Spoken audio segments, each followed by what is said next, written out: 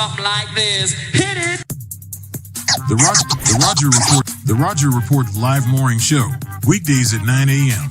Say y'all, I was on Roger's panel a few times and I couldn't take it. The heat. I got out the kitchen. It was hot. I was sweating. I had to get out. He's Roger, and he's right. Check this out.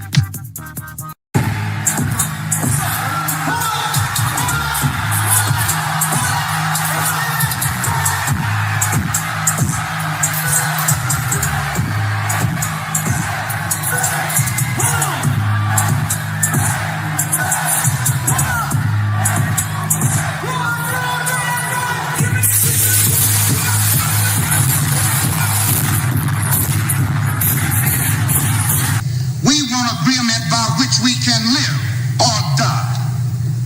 You choose. I have spoken to you a lot of times in hatred and anger, and you have not heard me. Well, you had better hear me today. If you won't listen to me when I make an appeal for the Negroes because you have no concern for the Negroes, listen to me when I make an appeal for America. You claim you love America. Well, we love America. But you are driving us back and you are making a Samson out of us, and we are going to pull down the pillars. And then you think we have no right to ask for something? Is it too much to ask you to grant us human dignity? Should we be put down and shot to death for this request? If so, you can aim your guns. What the hell do you think we care about dying if you're going to deny us the right to live?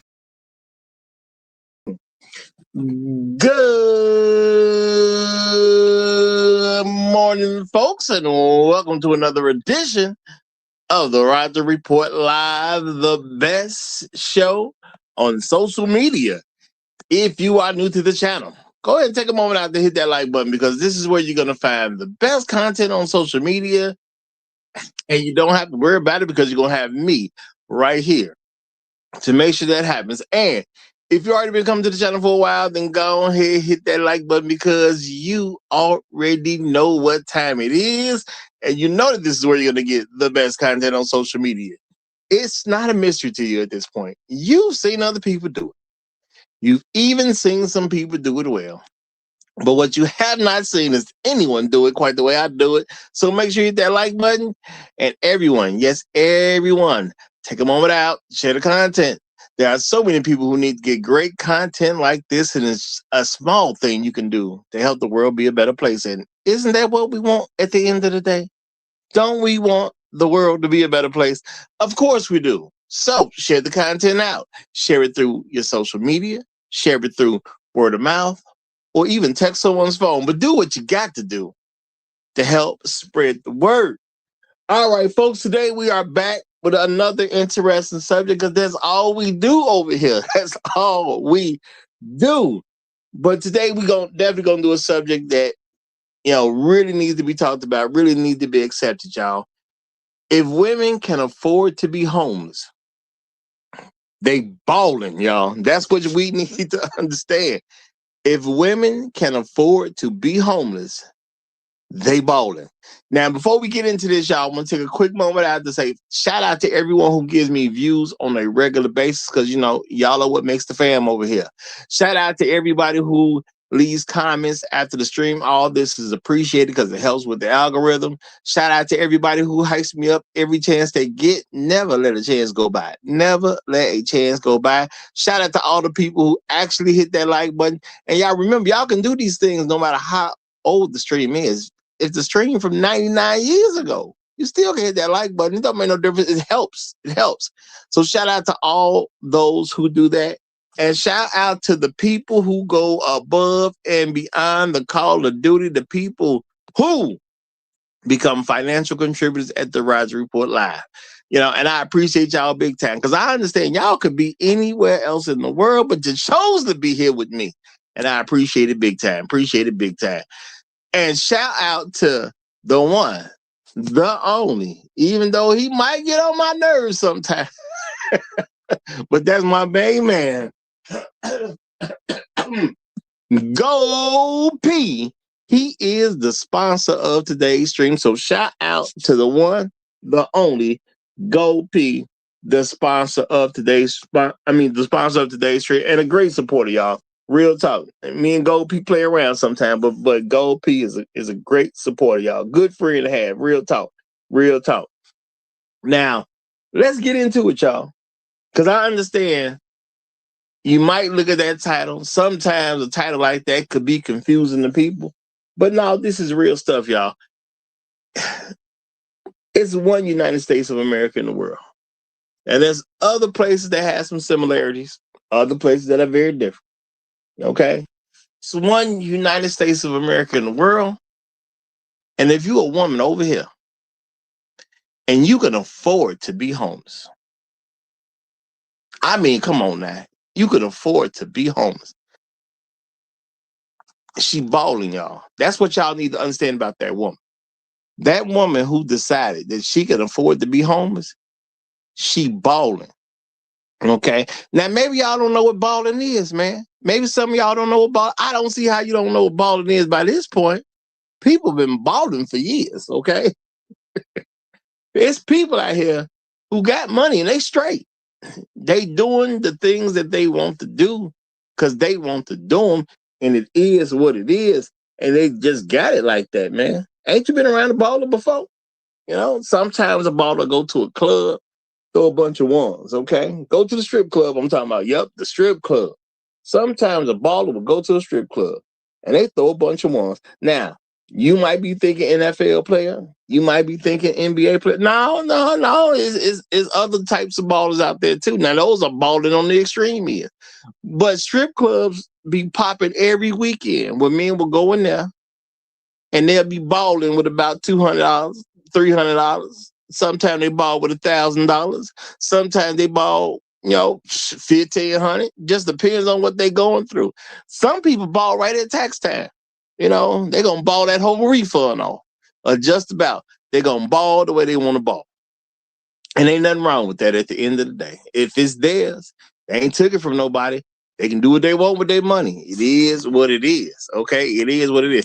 And shout out to Inspired Truth Broadcast. I appreciate that you peep what's going on with that title. I appreciate you that it meant something to you. And matter of fact, let me say this too, because I'm speedballing too fast. Because I got to say, y'all know how I go over here at the Roger Report Live. There can only be one. And I always appreciate people who coming in right when we getting started. But y'all know how I go. That one for today, my main man, Bruce Owen Wayne, is the Highlander of today's stream. And if you ain't been Highlander of a stream, what are you doing with your life? Okay, what are you doing with your life? You supposed to have multiple Highlanders. How come you ain't got no Highlander yet? Get yourself together, man. Get yourself together. But shout out to Bruce Owen Wayne. Glad to see you in the building. Glad to see you in the building. My main man, Trey Bentley, is in the house representing like he always does. Hashtag long live the habitual line steppers. Hashtag Negroes in the wilderness. Hashtag dignity over vagina. Hashtag Al Gore's babies. Appreciate that. Hashtag my personal favorite. Hey, Hydra. Shout out to you, brother. Shout out to you. Shout out to my main man, Brooklyn Finest is in the house. Good to see you, brother. Good to see you. We got my main man, Red Pill Sleeper Cell in the building. Great to have you. Shark Sims is in the house. Great to have you, brother. The Great Black Reset is in the building as well. Floyd Thompson done pulled up a seat to the cool table. Glad to have you here, my brother. Glad to have you here. Our pit master is in the building. So shout out to the whole pit crew. But shout out to the pit master. Chef Mike's Roundtable is in the house. Great to see you. Great to see you. We also got Inspired Truth Broadcast in the building. Good to have you, brother. There go Bucket. What's happening? What's happening? Afro Merchant just checked in. Great to see you. Great to see you. And No Placeholder is in the building. Appreciate y'all for being here. And we're going to really get into this thing, y'all. We're going to get into this thing because I want y'all to really get and understand and accept. In America, y'all, if you can afford to be homeless as a woman, you got to understand it's a baller you talking about. Okay? they gonna ball a little bit different than us sometimes. They're gonna ball a little bit. See, when you think about balling, you think about men, you think about having money, you got money to throw away. You think about a person who can buy all this expensive stuff, maybe the real nice cars, maybe your house is plush, okay? You got all type of stuff in your house. You know what I'm saying? Stuff that ain't even for you. It's for these hoes. Y'all know how it go. It's for some hoes, okay? You buying jeans just because they $400. Not you may have needed a pair of jeans. You may have needed, but some regular old jeans ain't gonna do it for you. You need something that's gonna cost about $400. Because when you go out, you got to look in the mirror and be like, man, I'm about to kill him when I show up. I'm about to kill him. Okay? Yeah, you get you a nice suit. You lay stuff right. You go in front of that mirror. Got the tailor's handling business. Yeah, just hem it up a little, just right here, just a little bit, okay? You step out the door, you get your shoes shine. Look, buddy, here you go. You know what I'm saying? You get your shoes shine real quick. You dress to the nines, as they say. You dress to the nines, you do your thing, because you out here balling. Yeah, see, when we think about balling, we think about men a lot of time. We think about men with money. We don't really think about these women who balling their behinds off. Do you know how arrogant you have to be? Okay. To be homeless with an attitude, y'all.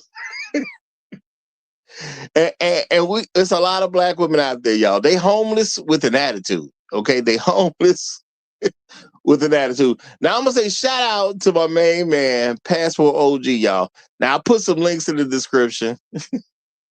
Just some random links. Some random links. No. Well, one wasn't random. Passport OG. I saw his video that inspired me today. I am gonna do something about some homeless folks in a minute. You know what I'm saying? I'm gonna do something about some homeless folks in a minute. And the one I put, the link that I put in the description is what inspired me to, let me do something about these homeless women in a minute. Okay. Shout out to BGS. I see him doing something on some homeless women the other day. Cool. Something that needs to be addressed from time to time. But these homeless women in America, y'all, they be out here balling. They just balling in a different way. And I think we as black men got to learn to accept that they in the right position, man. They in the right position.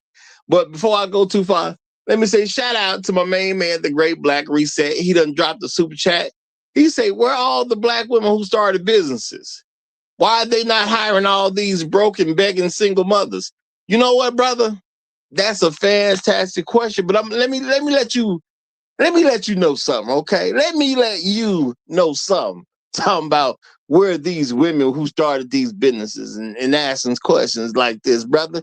First of all, why are you asking questions like this? Okay, that's number one. Who is you to come up in this joint and ask questions that make all this kind of sense? Who is you to be doing that? That's number one. Okay, who you think you is that you just gonna come up in here and ask a question, that makes so much sense that it don't make sense not to think about what the real answer is. Who was you to do that? That's number one.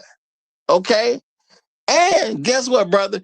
What you got to understand is these women are balling, man. These women balling. Okay? Why you worry about where they live? Okay? Why you worry about where they live, man? Why you worry about what kind of work they do? Work, nigga. They out here to ball. They ain't out here to work. They out here to ball. Okay? So first of all, get your agenda right. Okay? That's what you do. You get the agenda right. The agenda is not to be out here working. The agenda is to be out here balling. That's what the agenda is. Okay? Now, y'all, when I did put some random clips in there. I just said, let me see what's going on with some homeless women. I put 3 links in there, y'all. And you know what? Those 3 links were just the first ones that popped up. Real talk. They was just the first ones that popped up. So, if you checked out Passport OG thing, cool. The inspiration for me to do something about this. Seen that a little while ago. Okay. The next 3, just random pop-ups. I looked up homeless black women. Boom, this is what popped up. Did y'all see the arrogance? Okay. The attitudes of the women. Now, one of the women happened to be famous. Okay.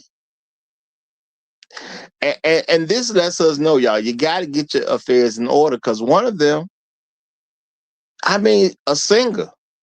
Okay. And I've covered her before. Yeah, y'all should have heard it. Now, I lost some channels, so it ain't available to you no more. But man, I definitely did something on, I believe her name was Dawn. She was in Vogue. Okay. Famous. Okay. Doing the thing. And one of the most, one of the greatest female groups ever, if you ask me. One of the greatest female groups ever. All right. I don't know what them residuals looking like, but I don't know what to tell you, y'all. And then she went and got another group, but there was things going on based on what she said. There was things going on. She couldn't get along with the other folks in the group. I don't know. I'm for some reason, I like the group. I don't know why I can't think of the name at the moment. Sometimes I'll be blanking out right when I'm thinking of the name. But shout out to the other members of the group. But she got in a different group with some already famous people. Couldn't get along with them either, though. All right. She said, and this even in the small clip we got, she moved in with her parents, and it was good till it wasn't.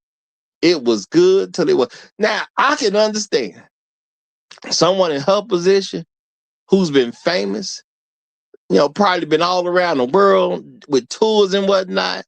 She done talked to this celebrity, that celebrity. She done met people that look up to her. Got that beautiful voice, did her thing.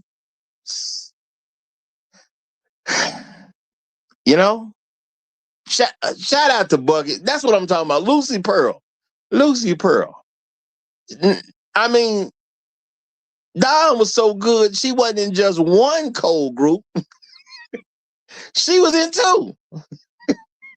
Did the Invo thing, then did the Lucy Pearl thing. That's a bad mama jamma right there. That's a bad mama jamma. Okay.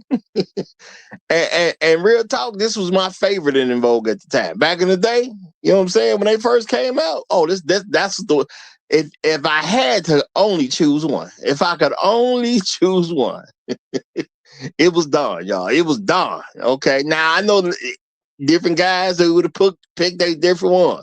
For me personally, it was her. Just this beautiful black woman. Okay. And now you got these 2 other women who don't have any level of the acclaim that Dawn made, any level of the fame that Dawn had. Same kind of arrogance, though. Seems to have the same kind of arrogance. Now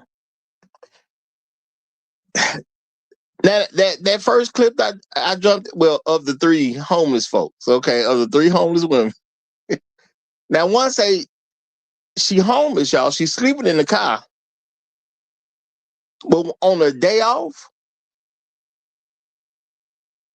she kind of lounges around. She kind of wanders around, y'all. She wanders, y'all. That's what she does on a day off. Okay? Hold on. Let me get to this super chat right fast. Okay? Shout out to my main man, Afro Merchant. Okay? Appreciate the super chat, my brother. He say, Roger, you saying you got room for Dawn? Now, that's an interesting question, brother. That's an interesting question. Because I said, when they came out, Dawn was the one I wanted. Back then, Dawn was this fantastic, beautiful singer that was in vogue. Back then, Dawn was a whole lot younger. Okay. Now, technically, I still think she's beautiful. I still think she's beautiful. Now, of course, she wasn't as made up as she was if I seen her in the past. She was just, sitting in the car, but she's still a beautiful woman. She's just older. She's just older, brother. What I'm trying to say is a whole lot of circumstances have changed over time, my brother. A whole lot of circumstances have changed over time. Now, back then, could I get done? Probably not. Would I have a much better chance of getting her right now? Probably. I'm not going to even sit out here and say I could get her. I mean, she still is a former star. You don't know how that'll go. You know what I'm saying? All I'm saying is if I shot my shot at this particular point, I'd probably be way closer to a bullseye than I would have been a few decades ago, okay? I'd be a lot closer to a bullseye a few decades ago. And that's just real talk, okay? Now I'm not gonna say she gonna do anything. Okay. Now I'm gonna say, y'all, let's give her some credit now. Let's give her some credit. She out there in them streets, ain't she? Okay. She out there in the street. Now it's probably a bunch of other guys that would love to pull her on in the crib or take her on in the crib, invite her on in the crib. However you want to say it. Okay. But she out there in that car, man. She out there in that car, okay? Shout out to Afro Merchant. He can say, Don, if you see this, Roger got a room and sandwiches. Oh. Well, hey, I ain't on the LA scene, so I may not run across, okay? But now y'all remember when I covered up before, I put a much longer video in there, and she still got beefs with people. Okay, she got beefs with people. All right, she homeless, but she got beef, and she talked about how it's people out there who are stars that they ain't calling, they ain't looking out for the way I guess she thinks they should look out for her. They not worried about what's going on. Once the business is over, it's over. Okay. And I think she feels some type of way about that. But ain't that how the real world works? When you're doing something with a person, you're working together, y'all kind of know each other.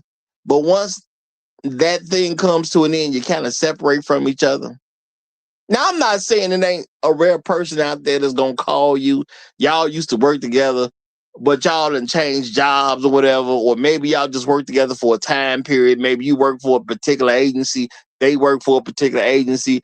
Y'all did a certain event together. Maybe spend a little time together. Maybe spend 2-3 years in the same place, same time, working every day. But then, a new job comes on, new project.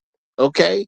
You move around. You don't keep up with all the old people from the old project that you used to do 12 years ago. You could, but that's not realistic. Okay. Now, you got two other young ladies. You ain't never heard of their records. Okay. and sometimes, folks, y'all, we get too caught up with the celebrities sometimes. There's two other women there. You ain't never bought no records from them. Okay. You ain't never bought their record. All right. Now, the one young lady, she said on her off day. Now, I'm going, suggest y'all think about some real stuff. What she mean by that? On her off day, she kind of wanders around. She wanders around. On your what day? On her off day. That suggests to me she got a job. That's what that suggests to me. Okay. I don't know what it suggests to you, but when somebody says I wander around on my off day, to me it sounds like they work. That's what it sounds like to me. Now, it may not be that. It may not be that. They could just be, people could be quote unquote captains. Or they may just be trying to project the image that ain't really there. But when you say, and now it's a woman, y'all, and see, this thing about black women, y'all, I done told y'all before, it's a couple things you can bet on. You can bet on them lying to you as a black man, and you can bet on them lying on you as a black man. These are things you can count on black women doing. All right. Now, I don't know who she was talking to when well, I don't know the situation behind why she had to have this conversation, and put it on this footage. But I mean, she said what she wanted to say. But she said on her off days. Now, people talk about problems. All right. And I'm not saying people don't have problems. But in my realistic view, a person have problems when money can't solve the issue. Those are your real problems. The issues money can't solve. If you could throw some money at it and fix it, you ain't really got a problem. You got an inconvenience. Okay, you have an inconvenience. You got a problem with stuff that money just won't fix. All right. See, if you lose your arm, for a lot of people that could be a problem because you may not be able to get your arm reattached. If you have to live without your arm, you ain't got no money to get no mechanical arm or whatever. You ain't got no access to technology where you could just, get a new arm like you like you the Winter Soldier. You ain't got it like that. That's a real problem. Okay, that's a real problem. Now I ain't trying to change the definitions of words. I'm just telling y'all my own look of certain things. So the lady said, on her off day, she wanders around. Now you sleeping in the car, but you got an off day? Now how them two things work out? Okay, how those two things work out, y'all? You got to be balling your behind off to be arrogant enough to say you sleeping in the car, but on your off days, you just kind of wander around. Now these are women, y'all. Y'all know why they do certain stuff. The women do stuff to be seen. They do stuff to be heard. They always talk about they want to be seen. They want to be heard. They say this stuff for a reason. And then they also want people to send them money. A lot of women gonna dry big. It is what it is. Now, I don't know if you think she did this video so she could be seen. I don't know if you think she did this video so she can be heard. I don't know if you think she did this video so she can dry big. She might have did it for all three reasons. But she said on her off day, she kind of wanders. So what's the problem, y'all? Think about that, y'all. See, I understand as black men, we are trained to look at that and we are trained to see a problem that does not exist. Okay? We train to see a problem that doesn't exist. We'll look at something like that and we'll be like, okay, this lady's going through something. Now, sometimes folks can be mean. They'll even crack a joke about it. Sometimes folks could be a little more empathetic and they be like, man, that's bad to see. It's a shame. It's a shame. And we do have this attitude. I mean, generally, when it comes to women, most people have an attitude that a woman should not be out on the street struggling. That has been a problem in America for a long time, that we have this attitude. Yeah, I'm saying the problem in America is that we look at women struggling and we think that that's a bad thing. We think they in some form of trouble and need to be helped. This woman said on her off day, she wanders around. Now, the context that she said that in, I believe she works. So why don't she just use the money to get a place to live? That's my thinking. Why don't she just take her money and get a place to live? Because you wandering around on your off day. You know what I would probably do on my off day? If I were homeless and I had an off day, which implies I have a job, you know what I would do on my off day? Research places to live. What can I afford? I got a job, clearly. Okay. So do I need to get on the internet and dry bed? Now I'm not saying she can't get on the internet and dry bed. I believe in freedom of speech too. Now I do believe in freedom of speech too. I am not saying she can't get on the internet dry begging. Shout out to the pit crew. My main man Jeffrey Ballin is in the building. Great to see you, brother. J Dub is in the house. What's going on, my brother? What's going on? Okay. I ain't saying she can't dry beg. It's her time. She can prioritize her time the way she wants to. So I am not saying she can't be out here dry begging. All I'm saying is, if you got an off day, I would probably use my off day a little more wisely than just wandering around. I'd be highly focused on where can I afford to live. Because I would do that with my off day. I'm just saying. Okay? I'm just saying. Now, you saw the other woman. She said, I'm out here because I want to be out here. That one in the middle between these three women. I'm out here because I want to be out here. Now, nothing about that woman gave me the idea that she would be cool under anybody's roof but her own. Anybody's roof but her own. But I do believe she's totally accepted that about herself. Yeah, I'm not finna be out here compromising with people just to have a place to live. No, I ain't doing that. I'm not finna be out here compromising people just so I know where my next meal coming from. I'm not doing that.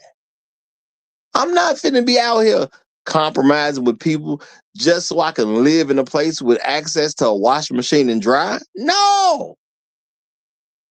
Okay. I'm not gonna be out here compromising with people just so I can get up in the morning and hop into a nice shower. And y'all know women like baths, but she ain't gonna even compromise so she can hop in a nice shower. A lot of us, y'all, we don't get these women out here balling. If you can afford to move like this, do you have a problem? See, a lot of us forget the way women move about the world is through manipulation. And I understand a lot of people, we think about the word manipulation and we automatically put a negative context to the word manipulation. Manipulation does not have to be negative. Okay? Manipulation could just be somebody trying to, spin something to get you to believe something that's going to help you out anyway. It don't have to be negative, but that's how a lot of women move about the world. They try manipulation. They try to get somebody else to do the thing that they want done so they don't have to do it themselves. That's how they get by. I don't want to go through the trouble of being good enough to do this thing for myself. I'd rather somebody else do it. And when that somebody else is usually a man.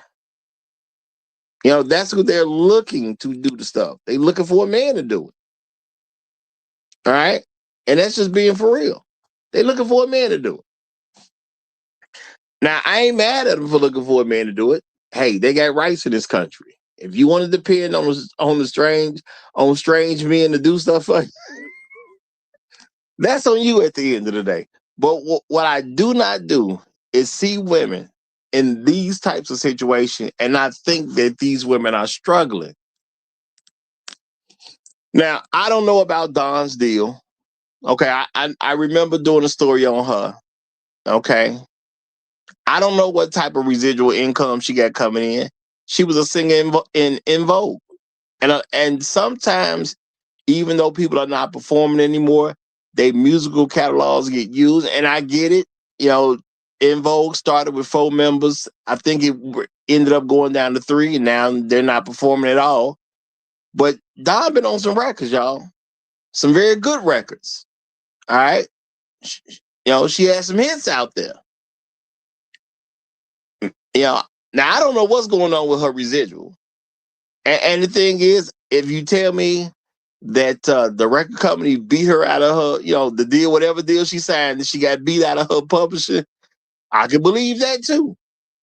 I could believe it. But I also can believe that she getting a check and just ain't sharing it. Not with nobody that could have put a roof over her head. I can also believe that because she's still a black woman.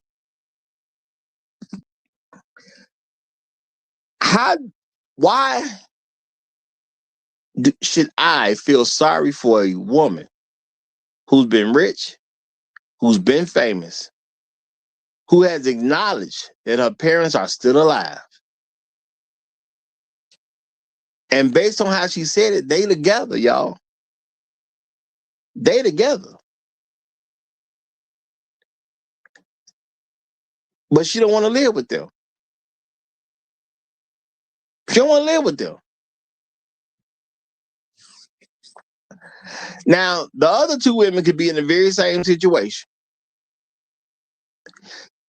Now, maybe those other 2 only have a mom. Maybe they never really formed a relationship with their dad.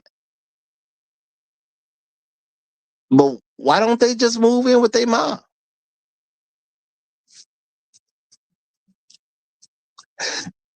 And I ask this question because I think it's something a lot of us really need to start thinking about, y'all. We really we need to think about these things.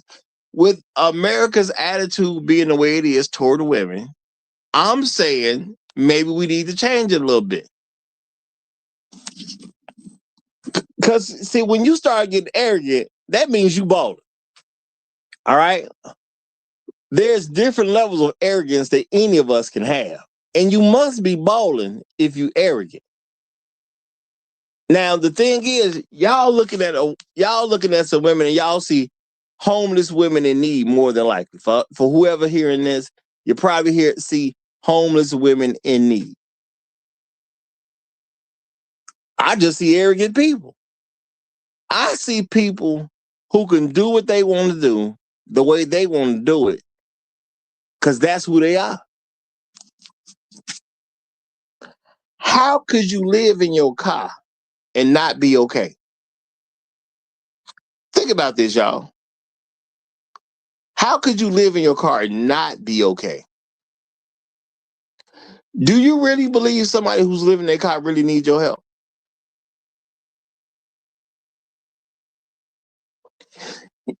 And I know it may sound crazy, but really think about that question.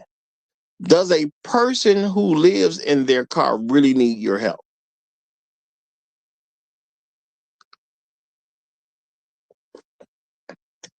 I mean, what kind of help could you really give a person? Now, if somebody lived in their car and they said, Roger, I want to go get a job. Okay, I want to go get a job. And I'd be like, okay, that's interesting. What you gonna do? That's what I'm gonna say. What you gonna do? And they say, Roger, do me a solid. Do me a solid. Okay. I ain't asking for a whole lot. I'm just asking for a little bit. Okay, what you need, bruh? What you need? Bruh, can I just use your address? My address? What you mean? Can I use your address to find a job? I mean, explain that to me a little bit. Explain that to me. I ain't saying I'm trying to live with you. I ain't saying nothing like that. I'm just saying, can I use your address so I can mark that I live here so jobs will call me back? Now, of course, that would depend on how I know that particular person, if I would allow them to use my address.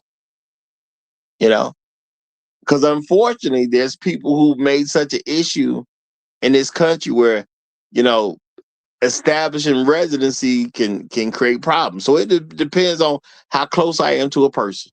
It really would. Okay. Now shout out to MJD. He said, Roger, did the homeless chick say she hiking? Is she homeless or on a retreat? What the thing is, it could be a little bit of both, y'all. It could be a little bit of both. You know, we got to pay attention to what these women saying sometimes. It could be a little bit of both, bro. It could be a little bit of both, okay? And just because you homeless does not mean you can't go on a retreat, y'all. Okay? But I want y'all to think about the level of arrogance you have to be telling basically everybody around you, screw what you talking about, I'm doing it my way, up to the point of being homeless. Now, y'all, I told y'all before, you know, at some point in time, I didn't have no job. I had my last $20. I went and bought me some candy and started selling candy. You know, buy this, just about double the money when you sell out. And I started selling candy, y'all. Turned into, you know, a little bit bigger of operation. You know, there's people who could have laughed at me for being out there selling candy. Now, see, I was in Chicago, y'all. I got on what we call the L train, okay? And where I got on, it's just like a subway, but it's not underground. At least the part I was working, okay? The part I would work was not underground. There was other people out there, okay? This was a regular thing in Chicago. I mean, I'd assume it's still a regular thing now. I don't technically know because I don't really ride the subway. But I was out there, man. I sold some candy, y'all. That's what I did. Why? Because I didn't want to be homeless. Okay, I was a young man. I did not want to be homeless. Okay, I didn't have a job at that moment. And I was doing all kinds of little stuff because I was trying to be a professional rapper back then, y'all. So, you know, I'm not saying that, well, I you know, sometimes job getting away a little bit or whatever. I'm trying to do my thing. I was trying to become a professional rapper. You know, sometimes you got to take a little bit of a risk here and there. But you know what? I started selling some candy. That's what I did. Now, I had rolled these trains before. I know what happened. Sometimes people talk about the people selling. Sometimes people make fun of those people. Sometimes, you know, people would say something about them because they think they're basically bums and didn't have no money. And it wasn't to the point that I started selling out there that I found out all these brothers was making it. You know, I assume, like other folk, okay, the people out there selling stuff is probably struggling like a mug. That's what I thought. Okay. That's what I thought. Okay. But when I got out there and started selling stuff, I had a new thought process. I was like, maybe these guys is making bank. Because I took $20 and used $20 to not be homeless. Now, I could have took on the attitude that somebody might see me. I'm selling in the same city I live in. Somebody might see me. And you know what? Because I'm not a dumb guy, I even came to terms with the fact it ain't the fact that someone might see me. Someone's going to see me. If I'm selling candy on public transportation, somebody's going to see me. But you know what? I'd rather somebody see me than be homeless. Okay? I'd rather somebody see me than be homeless. And that's just real talk. Okay? That's just real talk. Now, maybe you can have a different attitude. Okay? Obviously, these women have a totally different attitude.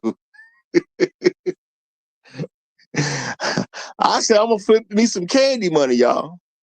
Now, I took $20 and I was good. Okay?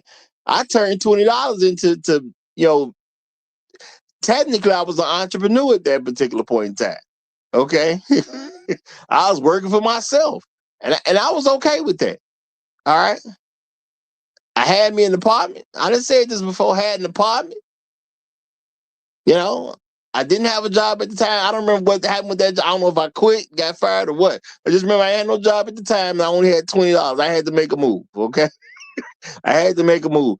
And it was go home and not be able to make it on my own, or just make it. And I chose to make it.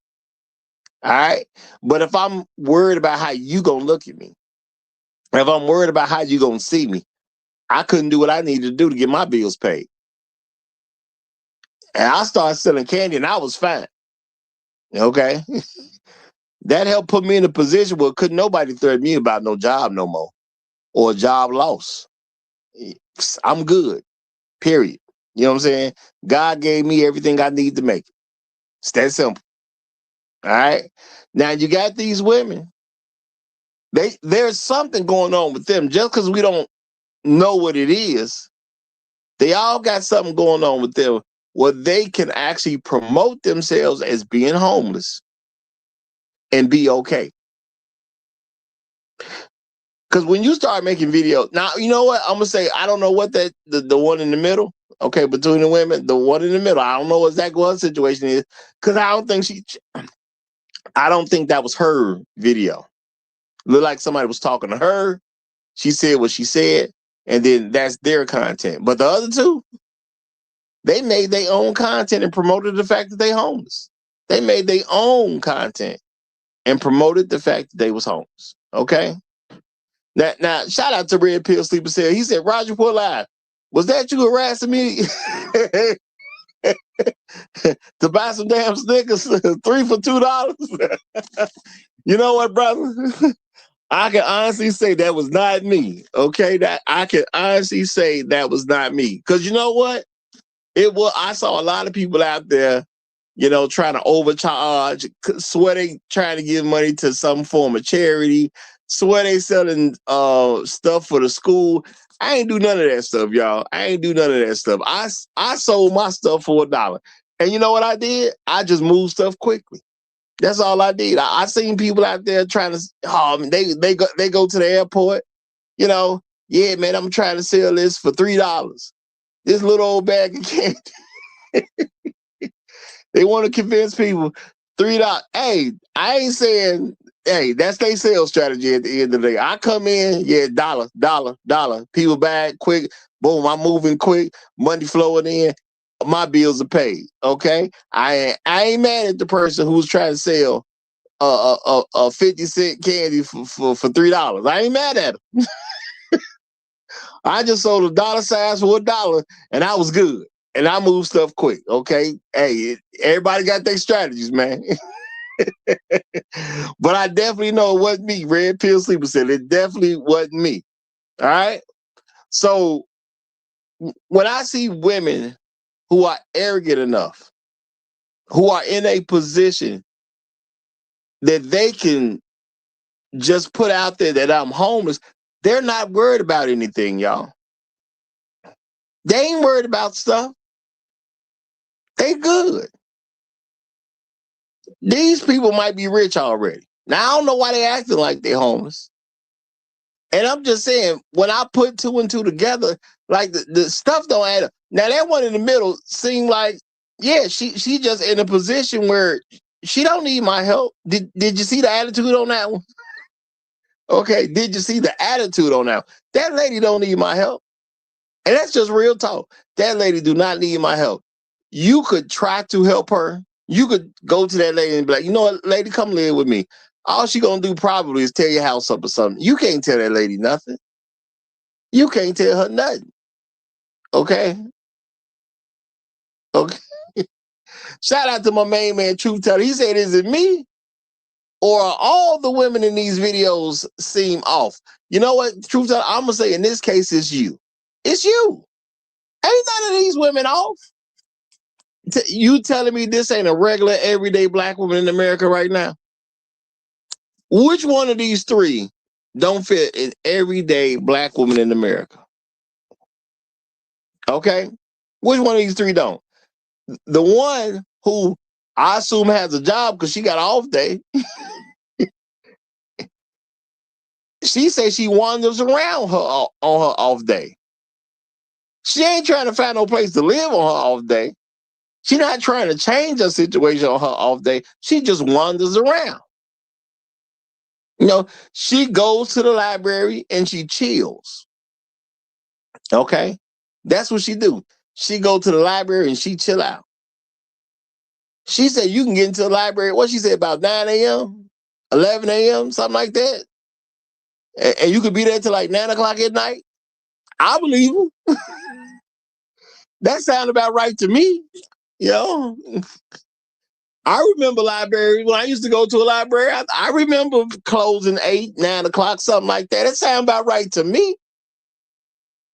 How you gonna help a woman who moving like that, bro? On her off day, she wanders around, and a lot of us we ain't gonna really think about what is she really doing on her off day. When she say she wanders around, what does that really mean? Okay, what you doing out here in the streets while you wandering around? Are you walking from place to place, just building to building, just to see what your city look like? Is that what you're doing when you're wandering around? Now let's keep in mind she got a car. She can get from point A to point B. Okay, but she wandering around. Okay. Shout out to Red Pill Sleeper said he said she was there reading, Roger. Yeah, maybe she was, but what was she reading? Was she reading the room? I bet you trying to suggest she was reading some books. She might have been reading the room, trying to see what little come up she can make. Okay, she was reading that room. That's what she was reading. And when you're homeless, do you keep going to the same library? Did you do that regularly? Is that how that's played? You keep going back to the same library? You know, but y'all remember she's wandering on her off day. Okay, which suggests she's literally working somewhere. Now ask yourself, how much money you gonna make and still be homeless? You know, how much money you gonna make and still be homeless, y'all? Think about that. If you ain't make nothing but $20,000 a year, are you gonna have $20,000 a year coming in and still be homeless? You really gonna do that? Okay, you gonna do that? I'm just asking real questions, y'all. How little can you make and except being homeless? All right. If I made $15,000 a year, I ain't finna be homeless. Okay. If I'm homeless, y'all, man, I'd be in fast food again, but I ain't finna be homeless. Okay. You got a lot of situations going right for yourself if you could be homeless. That's all I'm trying to say, y'all. You got a lot of situations that are going right based on how you see the world if you literally can afford to be homeless. Now, maybe I'm not as good as other people, y'all. I personally do not believe I can afford to be homeless. That's too much for me. The toll of the life you have to live as a homeless person, probably too much for me. That I don't want it. I ain't gonna say it's too much, but it's definitely more than I want to deal with. It's definitely far more than I want to deal with. When you're homeless, how you protect your stuff? Is everything in the car with you? And what I can't fit in the car, I got to now give it up because I'm homeless? How am I gonna get my TV in the car, y'all? How am I gonna get my TV in the car? Well, okay, my I watch a 55-inch TV, y'all. I can't. Well, I'm gonna put that in the car. Okay. I being homeless, you know, it's a lot of things I'm gonna have to deal with just to be homeless. Okay, a lot of things I would have to deal with just to be homeless. Now, shout out to Afro Merchant. He say they could at least get a room in. Can they? Did y'all see the attitude on that one? Okay. Now you could take that statement and put it on any of them. Now the one in the middle, I don't think she got the attitude that anybody trying to be roommates with her. Okay. And I don't, now I watched the videos last night, but from what I remember, it seemed like somebody was talking to her. So that wasn't even her content. That's just her being who she is. Okay. I don't think she about to get along with anybody as a roommate. All right. Now, the first one got a job of some kind because she got off days. Okay. That's my best assumption. She got a job of some kind because she has off days. If a woman would rather live in a car than get a roommate, what kind of roommate is she? Think about that, y'all. If you rather live in we talking about a woman, y'all, not a man. See, as a man, you can feel obligated. It's on me to get on my feet. I got to make it in the world. We understand the world ain't going to treat us the same way. We get that. Okay, we get that. The world ain't going to treat me the same way. I got to get out here and get it and make something happen with it. It is what it is. Okay. That's more of the attitude we going to take as men. I got to get out here and get it and make something happen with it. But as a woman, they got time to be arrogant. Okay. They clearly got time to be arrogant. I ain't got the time they got. They watch definitely rolling different than mine. Okay. They definitely doing something different. So how could they not be okay, y'all? Now, one told us 100% for sure her parents' home is available, but she was a star one day. She said it was cool at my parents' house till it wasn't. So what does that tell me? She can't even accept what her parents telling her to do. Y'all understand that? Now, I got to look at her and understand that, yeah, she was a world famous singer at some point. For her to have to listen to her parents at this particular point in her life, yeah, for her mentally, that's a whole lot. I mean, for her to have to listen to just about anybody, probably. I mean, y'all got to think about it. She's still a black woman. Y'all regular black women got a hard time listening to people. Regular old everyday black women got a hard time listening to people. Now you talking about a woman who was in one of the greatest groups ever.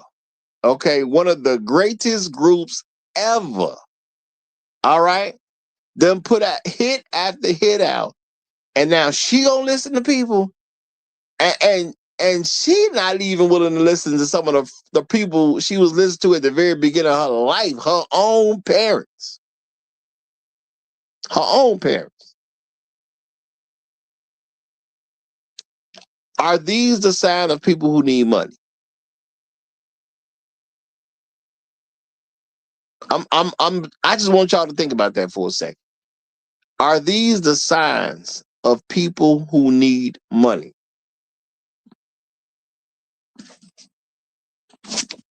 Or are these the signs of people who got money?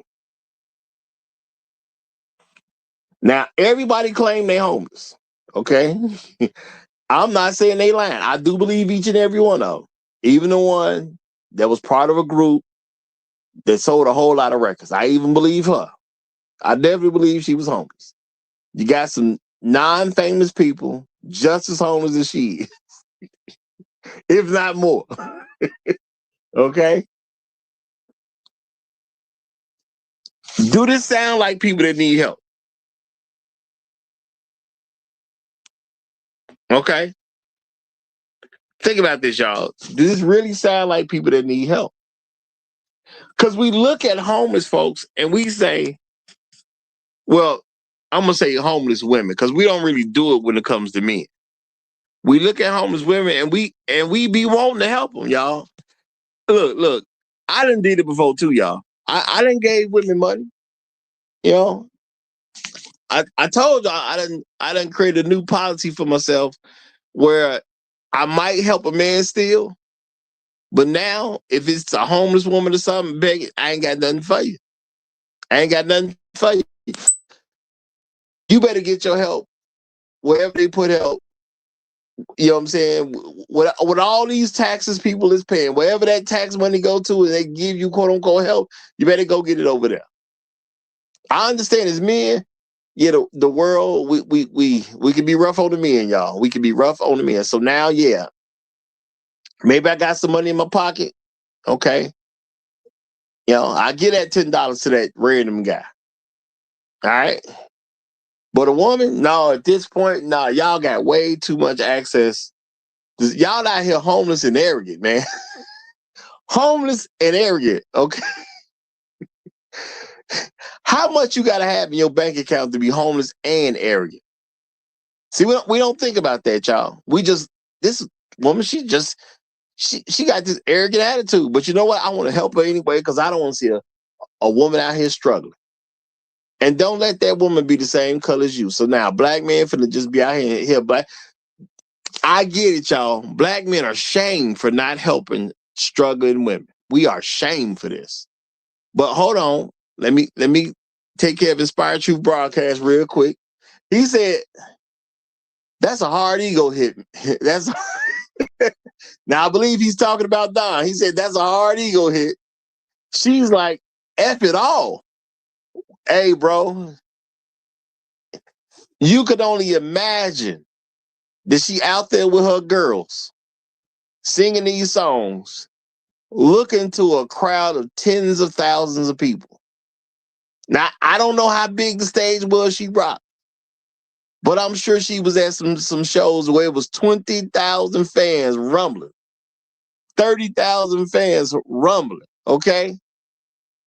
All kinds of stuff. But she won't even listen to her parents right now, y'all. She said, I went to my parents' house and it was good till it wasn't. What that tell me? That tell me my parents asked me to do something and I ain't want to do it. That's what that's telling me. I don't know what it says to you, but it's telling me, look, man, I ain't got to listen to you. You little nigga, I ain't listening to you. I am a world-class singer. Why am I listening to you? Look now, we your parents. We tell you stuff because we love you. Nigga, everybody claim they love me. I'm a world famous singer. People love me around the world. What's your love to me? What is your love to me? I am a world-class singer. I have sold millions of records. What is your love to me? Well, now y'all can say, Roger, come on now. Now you're going too far. Now you're going too far.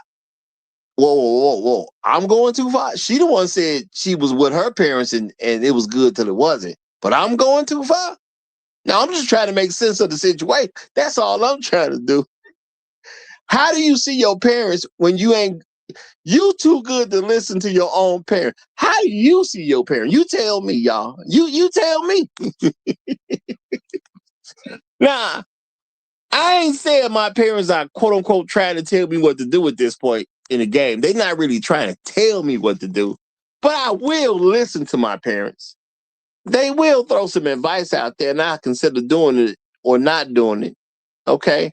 I do understand they telling me, best they can because they do love me. You know what? Shout out to my parents. I'm gonna tell y'all right now, man. Shout out to my parents, y'all. Y'all know what I did yesterday? My dad called yesterday, right? He called me somewhere in like the 5 o'clock hour. Somewhere in that 5 o'clock hour. Yesterday, he called me, right? Now, I might miss your call, but I'm gonna call you back. Okay?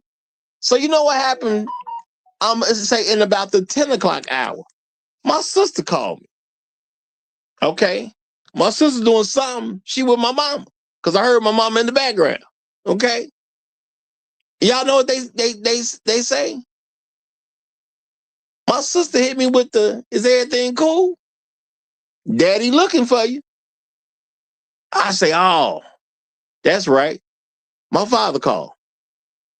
And I got so distracted, I forgot to call my father back. Because I'm the type of brother, I'm going to call my people back, y'all. I'm going to call, if I don't get that call, especially from my parents, I'm going to call them back. So we about 5 hours later, my sister's calling me. Yeah, daddy looking for you. Okay, I heard my mom in the background, so my sister, my mom, they doing something. Now, I don't know what they're doing, but they're doing something. Okay. Now, keep in mind, y'all, my parents ain't even together. Okay.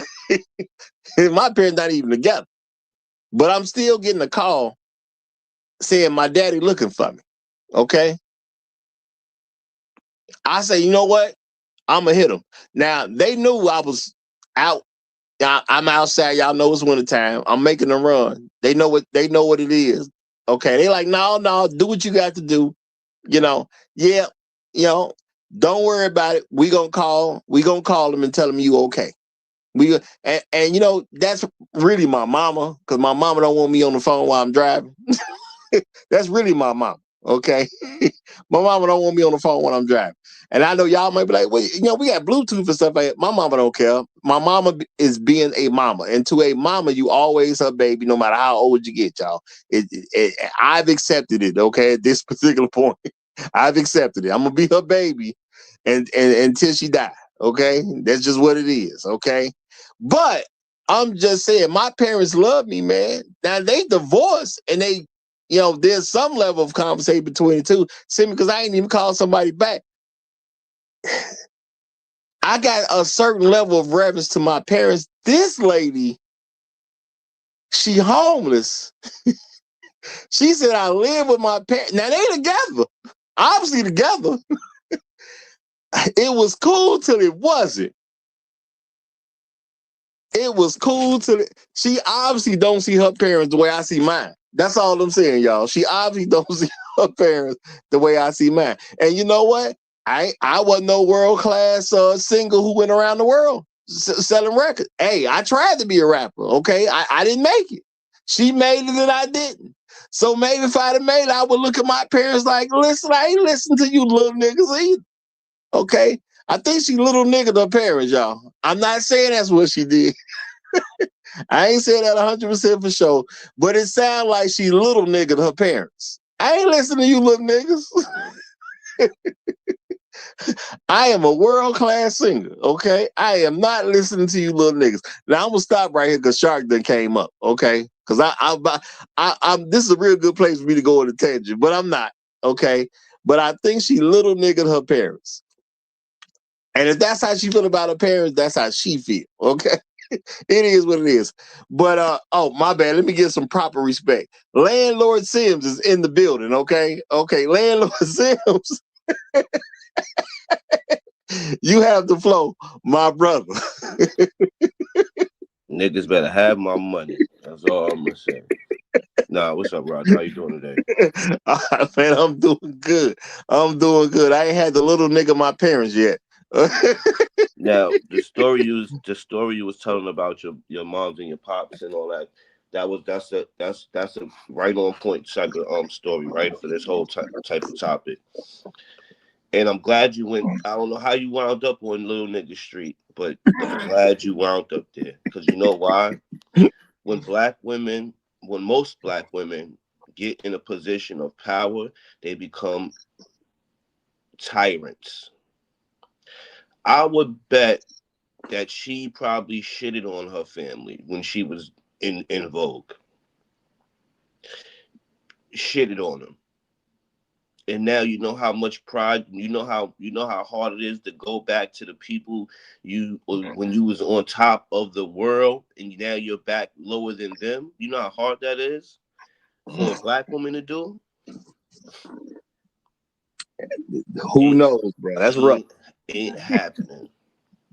And that's the problem. Like I was going to say, like when we were young, like homeless people, they always had like some kind of, well, as far as we knew when we was young and naive to the rest of the world, we always looked at them as people who had like some kind of disabilities, like as far as like a mental illness or, mental health issues and stuff like that. And they didn't went crazy and now they outside on the street, right? This thing that these black women have is a mental illness. They have become so insufferable that they don't have any choice but to stay in a car. And it's disrespectful to call them homeless because homeless, you ain't got no car. You ain't got no cell phone with a camera on it. You ain't got no electricity. And damn, so you niggas need to get homeless women, but we gonna go past that. You ain't got no lecture. You don't have all these anonymity for you to be on TikTok making videos all the time and not looking like a real homeless person usually looks. A homeless, they just found some homeless lady. They found in New York, if I'm not mistaken, they found 5 homeless people frozen to death when that storm hit. That's what homeless looks like. These are women who can't be told anything. They have too much pride to listen to anything. And this is where they're winding up. We did a story. You did a story not too long ago about a female with her kids and her mother living in a van. And the kids have a father that she could give the kid. Their pride is their biggest downfall. This black girl magic stuff, black women are this, black. I don't know what y'all sisters, I don't know what's going through y'all brains, but y'all gonna have to figure this thing out. And I know I'll be hard on females to a certain extent, but this right here is sad because like the saying, if why you can't be broke if you got a vagina between your legs, right? I've heard it. This is ridiculous. Like they will really they have burnt, like, that's crazy. Maybe Uru or somebody more articulate can come up and explain and run it down, but man, this is sad, bro. This is literally sad.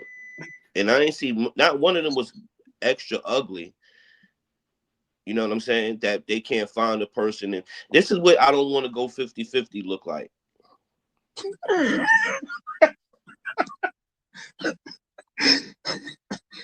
I'm only laughing because it's true. So you got a job, right? You got a car. Your homegirl, man, I ain't gonna tell what I drive because it ain't the illest ride. But I ain't got no leather seats in my joint. with the power rear view mirror and all of that stuff. And you got this, but you can't humble yourself enough to be nice to a man. Right? And go 50-50 with somebody on some rent. Then you said the part about a roommate. They might be so insufferable that they can't even get a roommate. Well, if there's 2 black women, then it's not going to work. You know what I mean? Because they both insufferable. So how's that going to work? It's just, I don't know. But black women, they need to rewire themselves, man. And like the ones that aren't like that, they need to help out the ones that are, because this is crazy, man. Shark, I mean, you done came up with excellent opening statement, my brother. Actually, you swinging a sword just the right way, brother. I didn't even peep the leather seat game. Now I ain't even really look at the cars. Now you gonna go me. She had the peanut butter. She had the peanut butter inside. Peanut butter insides on that joint. There's windows. Roger, I'm still rolling windows. Roger, I'm still rolling the window. Nigga come beg me for changing traffic. It take 10 seconds to get the window down. He didn't go to the next car. He like, this broke ass nigga here. You sitting here working, man, handling business. You know what I'm saying? Oh, see, now I am gonna go back and peep what cars they in, y'all. I'm definitely looking at, but I mean, you make some very, very good points, because it's like they homeless, but only technically they don't have their own home. Okay, so technically they homeless. But you're right, bro. What type of homeless people got phones, electricity, got social media accounts? Because when you think about homeless people, that ain't what you think about. That's real talk. Like you said, you said you only help out homeless men. At this point, I'll give something to a man from time to time, but I ain't helping no more homeless women. That's over with. Me, I only help out homeless black men.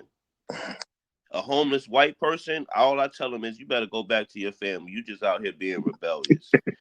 And now that I'm thinking about it, it's the same thing with the black females. It's just you're being rebellious. You're being rebellious. You're a horrible person. Go get you a man. I mean, it's a lot of men that are signing up to take care of them. That's just real talk.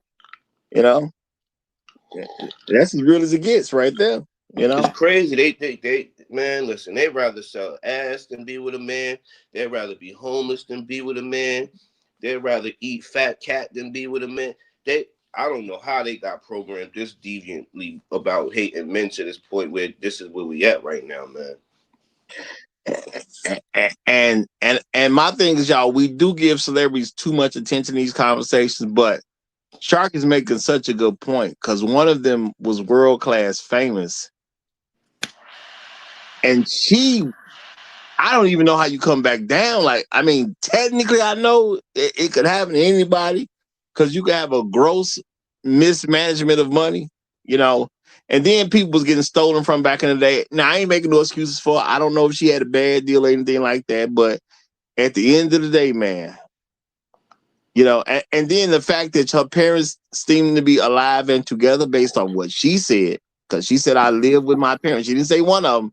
She lived with her parents. So that suggests to me that they still together. And I really believe she little niggas, them people. You know, exactly. She had to.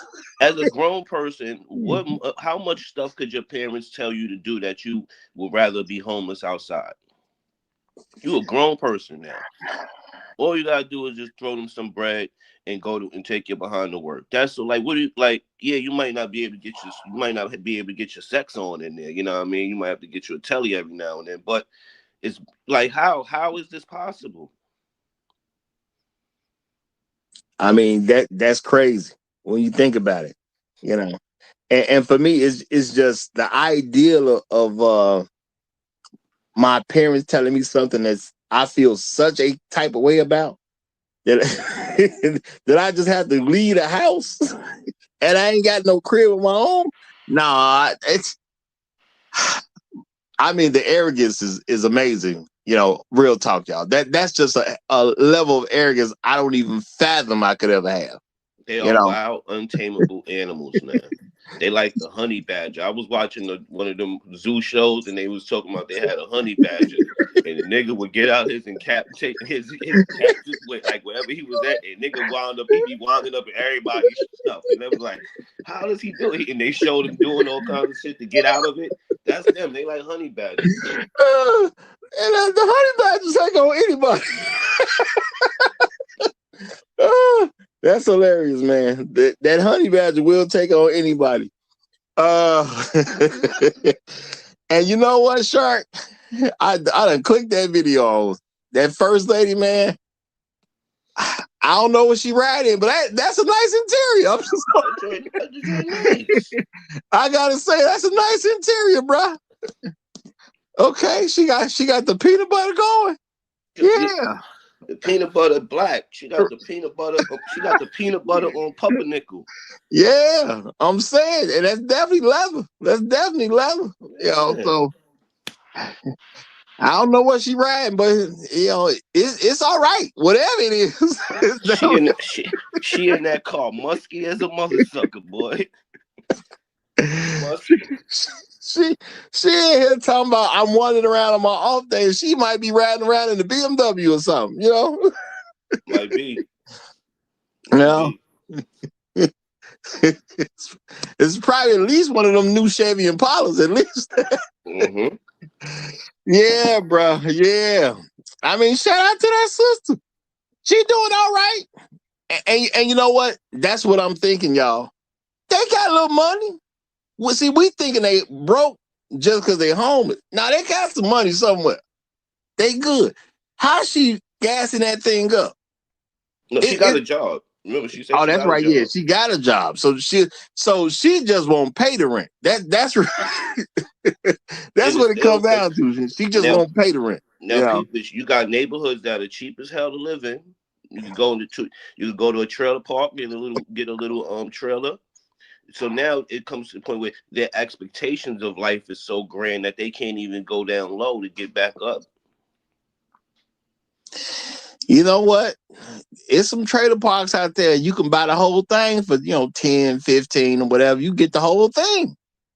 You know, get in a nice little trailer park where everything's already established. You good to go. And if you got a job, just about any job, and you homeless, you can't save up money for a trailer. Now, I would be in a trailer park before I'm homeless. Now, I'm gonna keep it real there. But you're not a black queen. You're not a black queen. You do got a point there. You're not a black queen.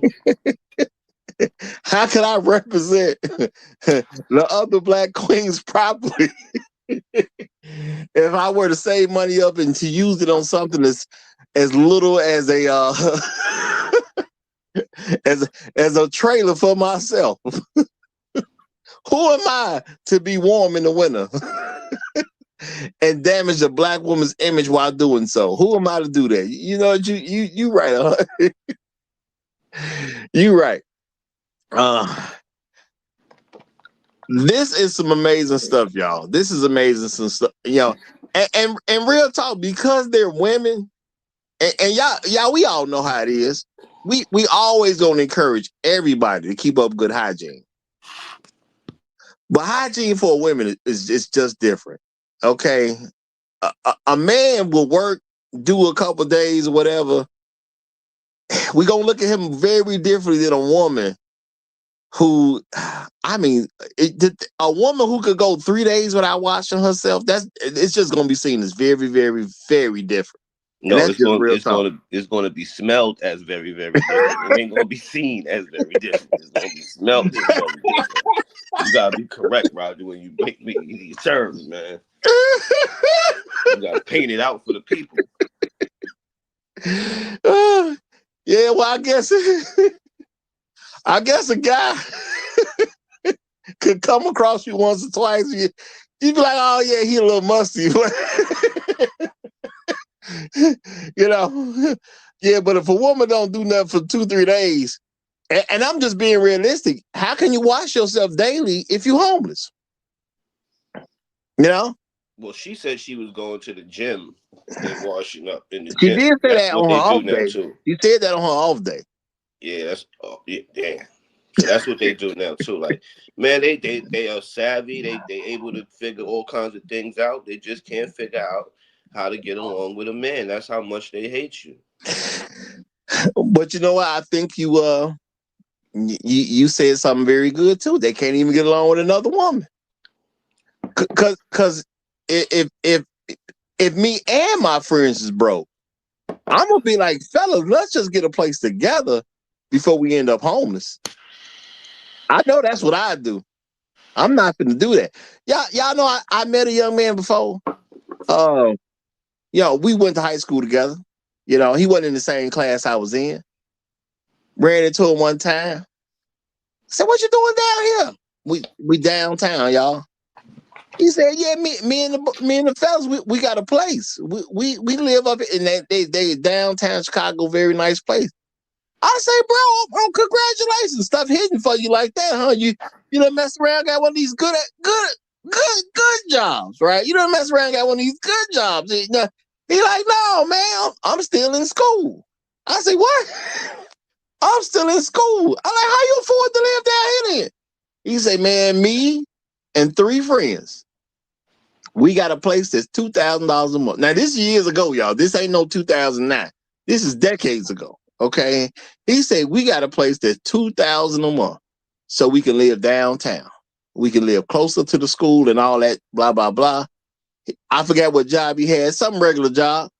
He said we paying $500 a month each, but we in downtown Chicago. We close to the university. I was like, man, that's just brilliant. Real talk.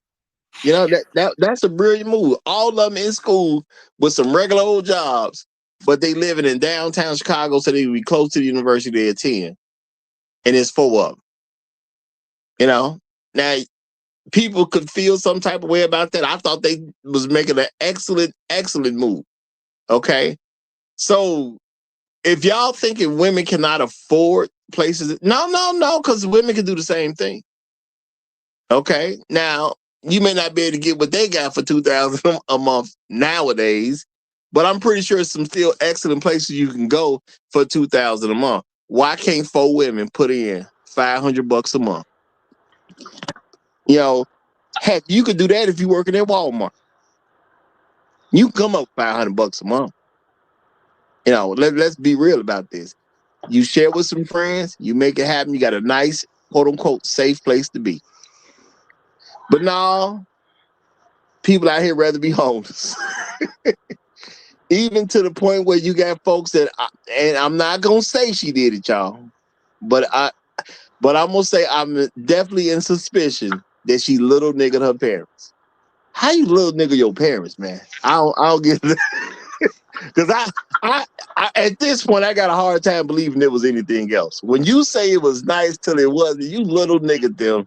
At the end of the day, I sell records around the world. Who are y'all to tell me what to do? Mm-hmm. I'm gone. And you know that she probably got that one cousin that come over and be like, "Oh yeah, look at you now, Mister. Hold on to your loving. When we needed you, you wasn't nowhere to be found. Wasn't yeah, look at you. All right. If she would live some of her own song stuff would be fine. Mm-hmm. There you go. Okay. And my bad, because I ain't said I was supposed to say it a while ago, but my bad. Shout out to Red Pill Sleeper Cell, y'all. He hit me with the cash app. Drop 15 on it. Drop 15 on it. He said crab clusters on me. and it's for you and your homeless female date. Shout out to Red Pill Sleeper Cell. I'm gonna go downtown. It's gonna be some homeless women downtown. I'm like, hey, baby, you looking kind of good, man. Why don't you come get these crab clusters with me real quick? You ain't got nothing better to do. Shout out to you, Red Pill Sleeper Cell. I'm on that. But let me give the flow to the Great Black Reset is in the building. You got the mic, my brother. What's going on? Man, everything's good. Roger, you having too good of a time up here today, I must say. But I ain't finna help it get no better. I promise you that. Sir, now in reference to these homeless women, I'm gonna follow up Shark Sims.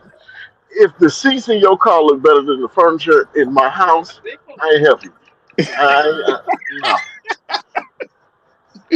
No. You ain't lost enough with the peanut butter guts. No, I ain't even ever had peanut butter furniture. I'm already mad. And in honor of all the homeless women out there on the internet begging for help, I'm headed to Longhorns right now to go get me a cowboy steak, and then I'm going to enjoy myself. I wish that they would submit themselves to a man that would do the same thing for them. But I'm gonna land my plane there. They want to be there. They want to be here, man. We warned them. They thought we were joking. They want to be here. Yeah. Okay. You on your way to the Longhorn? You said.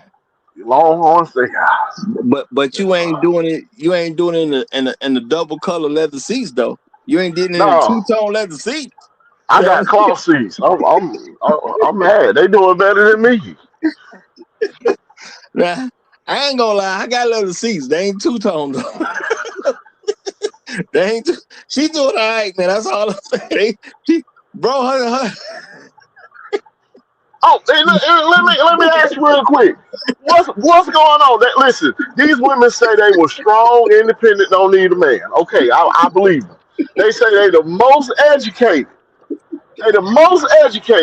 They say they're gonna start the most businesses in the last few years than any other demographic. They're the most educated demographic, and they making more money than black men are. I want to know why these women that are running all these businesses and doing all these great things are not helping these broken, begging sisters out here. I mean, that's just a question that needs some real answering, man. You got all this stuff going on for you. You doing the thing. And your sis out there struggling. You know? They just shut all us up. If they just galvanize together with all these businesses they got, and give all these sisters jobs and truly prove that they don't need nobody, they can shut us up. And you know what? The Roger Report Live will be shut down. We have to discuss sports up here or something else. We can't talk about them no more. And the fact that they filming this and documenting it and putting it out for the world to see is even more diabolical, if you ask me. They can't help it. They need attention. Attention is like air. They'll suffocate without it. All right, let me say shout out to my man, Trail Bentley. Appreciate the super chat, my brother, and I appreciate the 57-cent Trail Bentley tax. He said bathing with baby wipes before foodie dates. You know what? That ain't no joke, y'all. Y'all know they got to be doing this. They got to be bathing with baby wipes for a foodie date. All I know is he's finna take me somewhere. Now maybe you get a slightly better attitude, or they don't tell you about where you can't take them when they ain't got no house. Just maybe. I ain't gonna say depend on it, but just maybe we could take them to the stuff that's on the list, y'all. Since she ain't got no house, I could take her to the Cheesecake Factory. Mm-hmm. Since she's technically homeless, I can take her to the Olive Garden. But if she got a home, I can't think about those type of places. Any restaurant that give you the wet wipes to wipe your hands, that's a 5-star restaurant for her ass.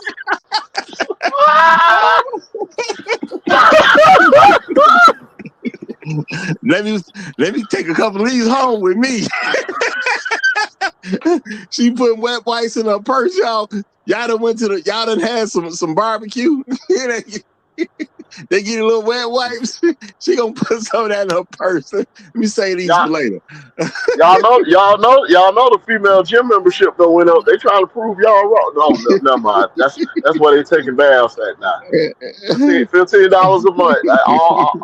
And they can take as many showers as possible. Man, this is horrible, man. Shout out to Afro Merchant. He say strong, independent, don't need no house.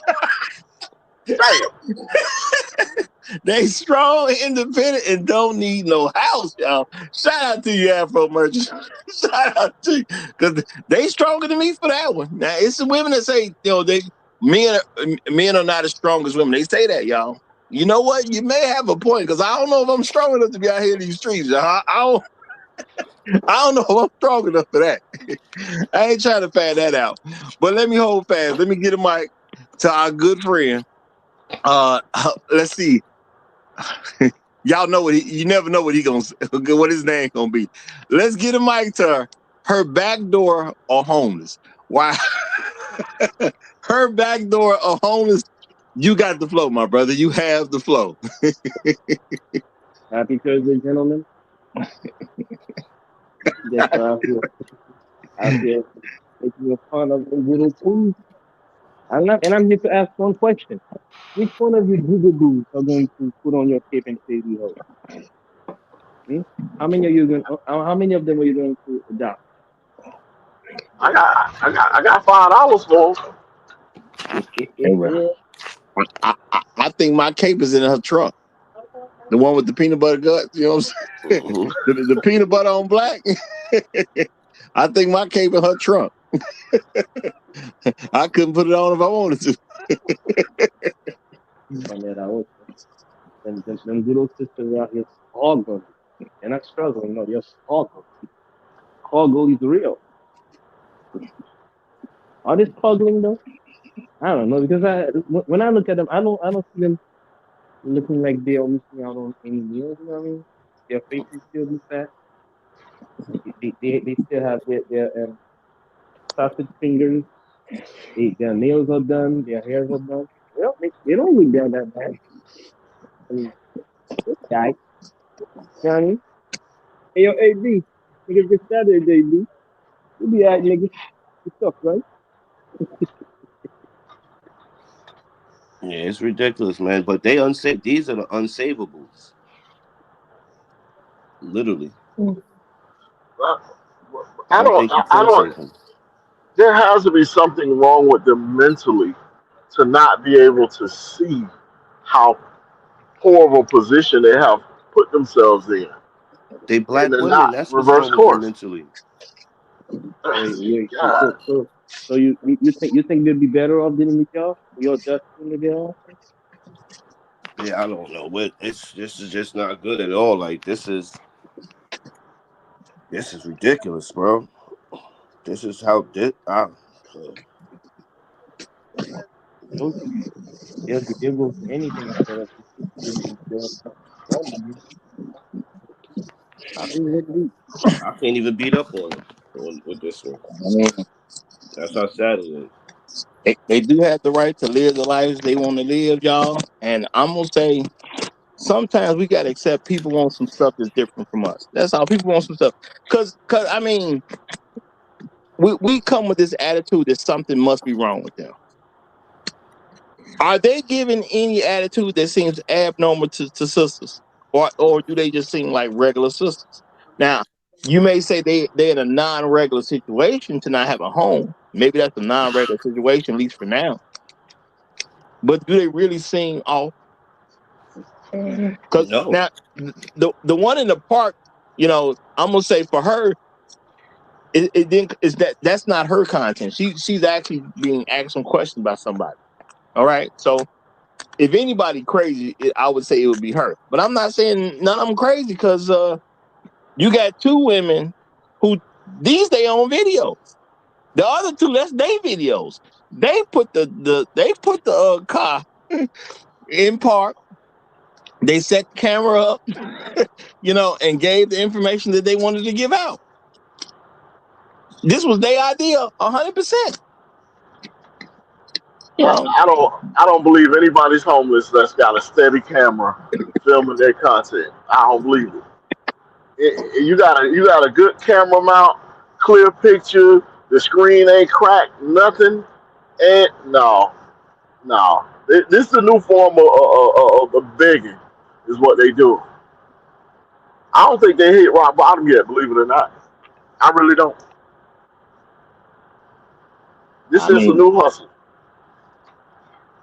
I'm saying, for me, I believe if you can afford to be homeless, you got to be balling some kind of way.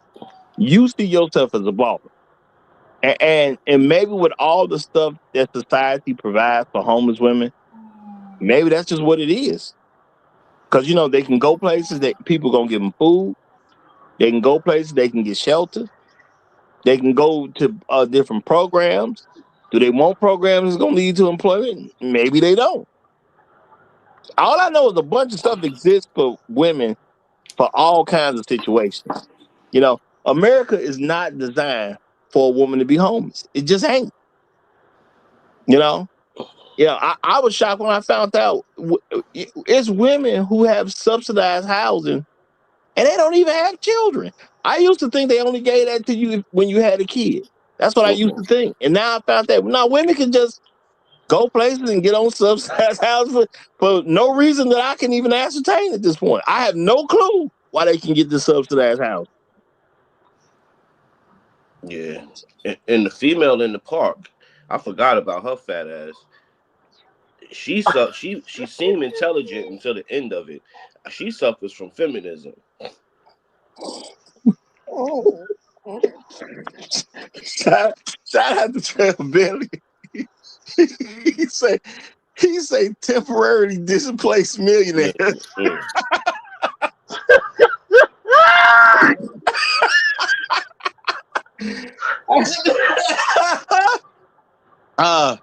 Now to me that comment seemed to fit all of them. They're just some temporary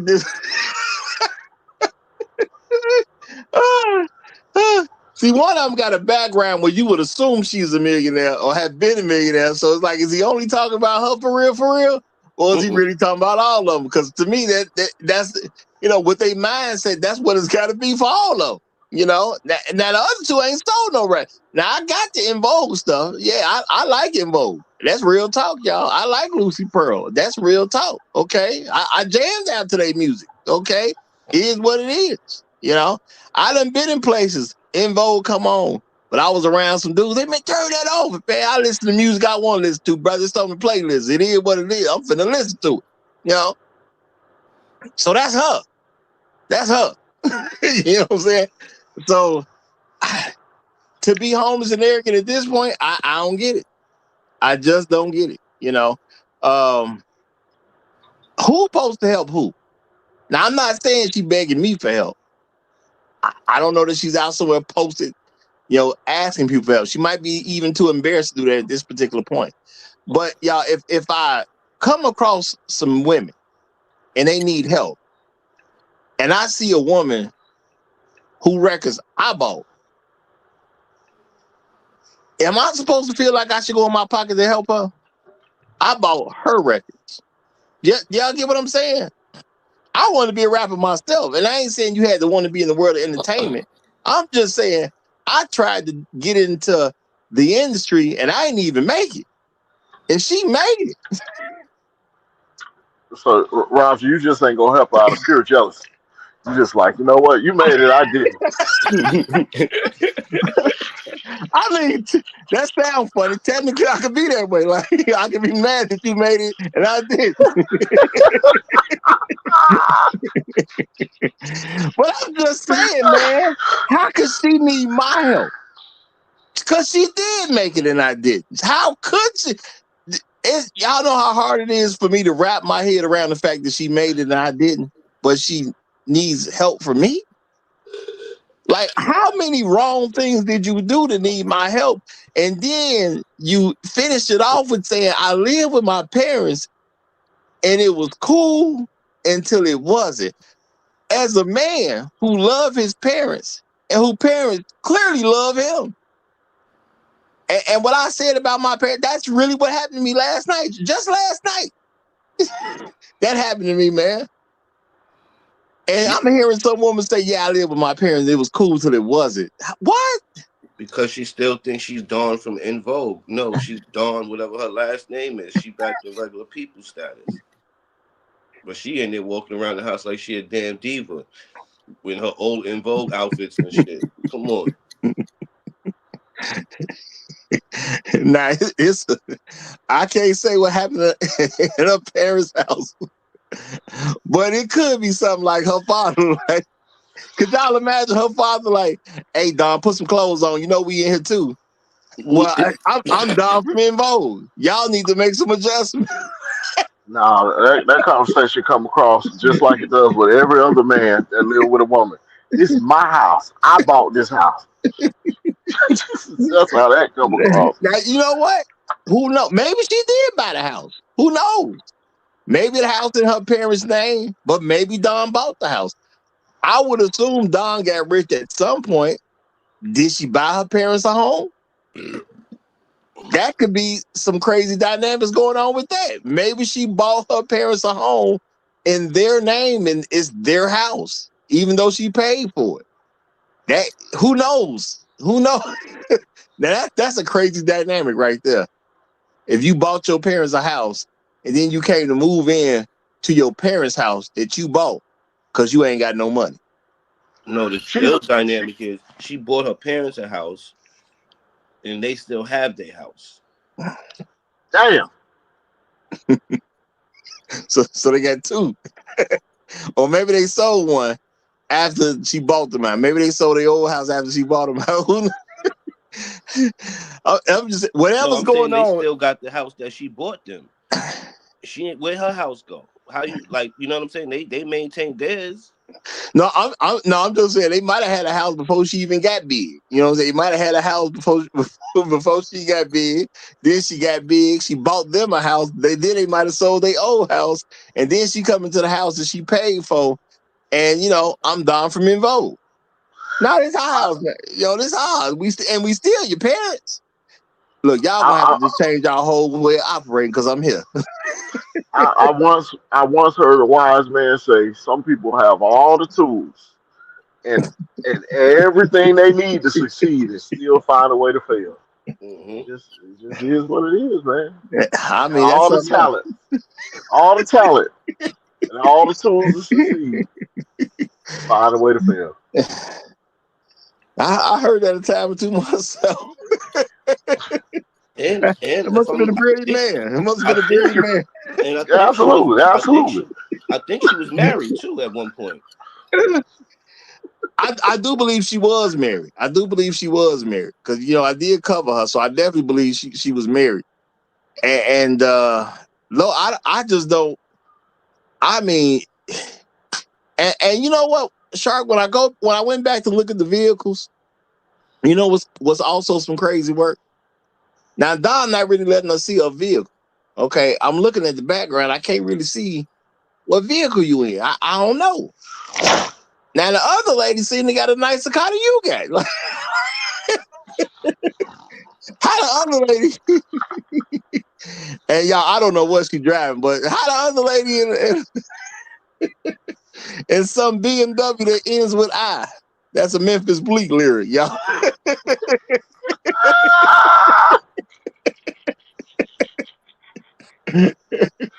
You in a 745 I. Talking about I'm wandering around on my day off. And she rides slicker than the woman who went around the world singing. How you homeless and get a day off?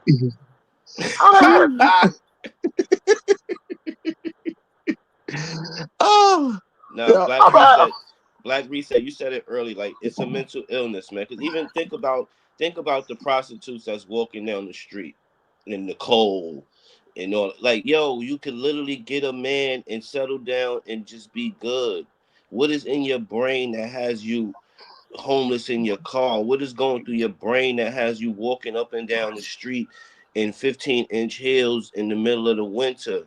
Like, what in the world is going on in their heads? $40. I mean, they are amazing. Cause and y'all, I just want to keep it clear. I'm not laughing at them for being homeless, because I wouldn't want to wish that on nobody. Well, I am. Well, technically, you have a right to do so. But I am laughing at the mentality that you have to truly achieve this thing. Because I'm thinking about myself, y'all. There's all kinds of stuff I'm willing to do to not be homeless. You know what I'm saying? Like, man, if you give me a job to clean toilets, if that's going to keep me from being homeless, I'm doing that. Okay? And that's just real talk. It's a whole lot of stuff I do to avoid being homeless. A whole lot of stuff. I ain't going to go against my morals or nothing, but it's plenty of stuff I do to not be homeless. I mean, you may laugh at a guy who comes up to a car with a window wiper on a spray, wipe your window. Can I get $1 or $2? Yeah, I would do that before I ended up homeless. Real talk. I would do that. I'm wiping windows of strangers in the street versus I'm wiping these windows. Real talk. I'm gonna figure something out. But it's all kinds of stuff I do before I end up homeless. So to me, they're however they can mentally compartmentalize whatever's going on in their life for them to accept being homeless. To me, that's just amazing. It's amazing. man, that's pride and arrogance like we've never seen before on a scale we've never seen before. This is a first world country. You have to try hard to be homeless. Yo, and you need to go on homeless TikTok.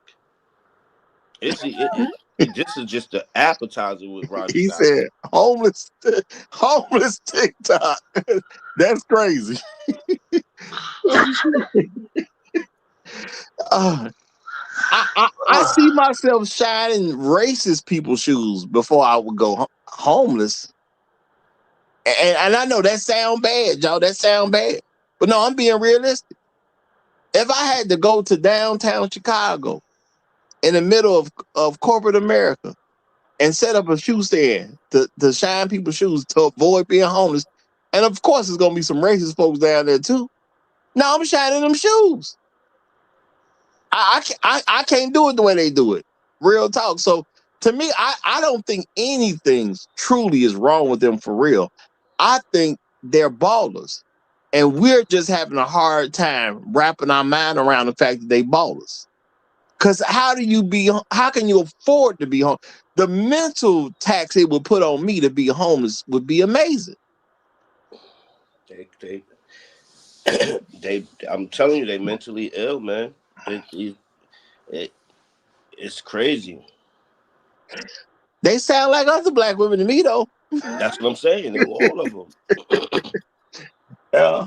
This is what I don't want to go 50-50 look like.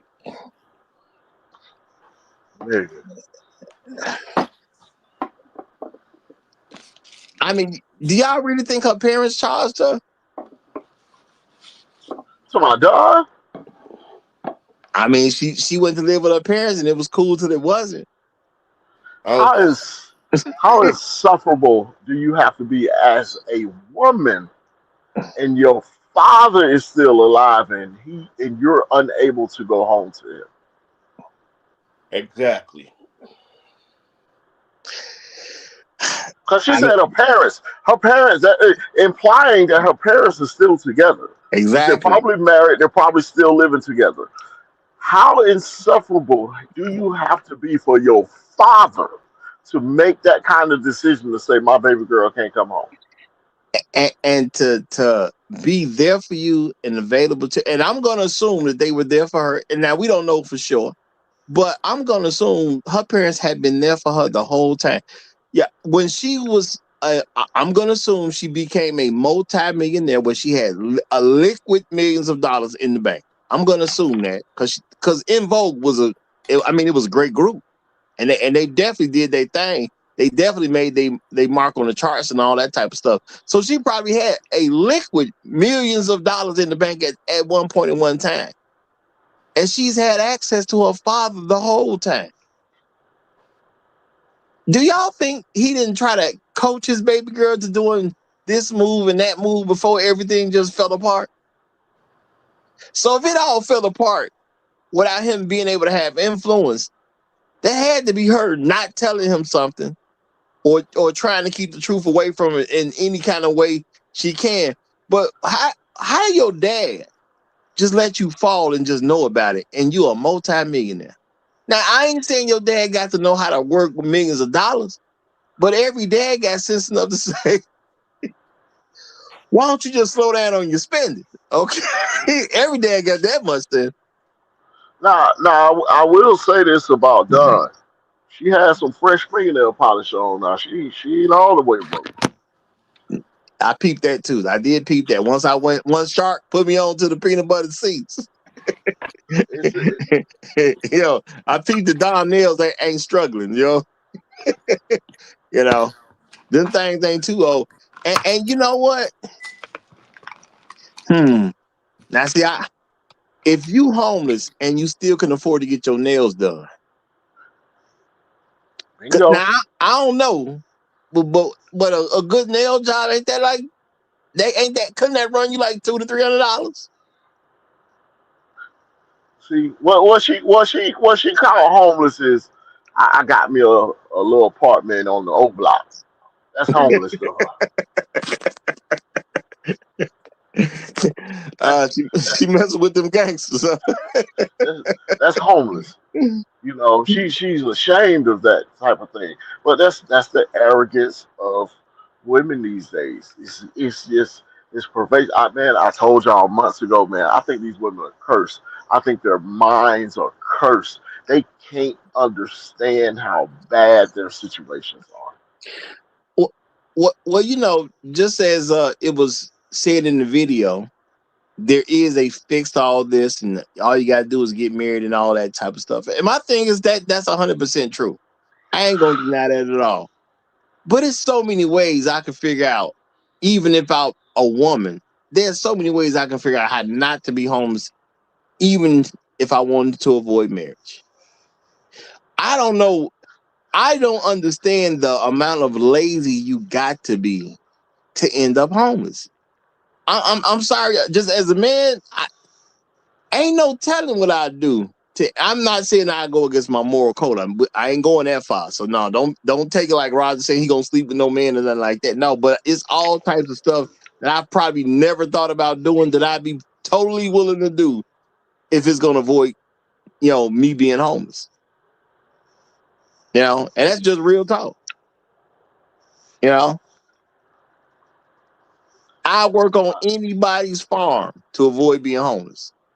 And you can make my job to pick up after every single animal. Sound cool to me? That's better than being homeless to me. Okay. I go work with people and I literally clean crap off people's behind in an old folks home before I end up being homeless.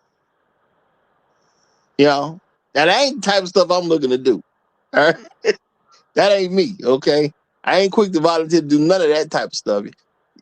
As a single man with no kids, it's been a long time since I changed a diaper. I avoid stuff like that, like the plague. I can babysit your kids, and I'm gonna be avoiding changing diapers.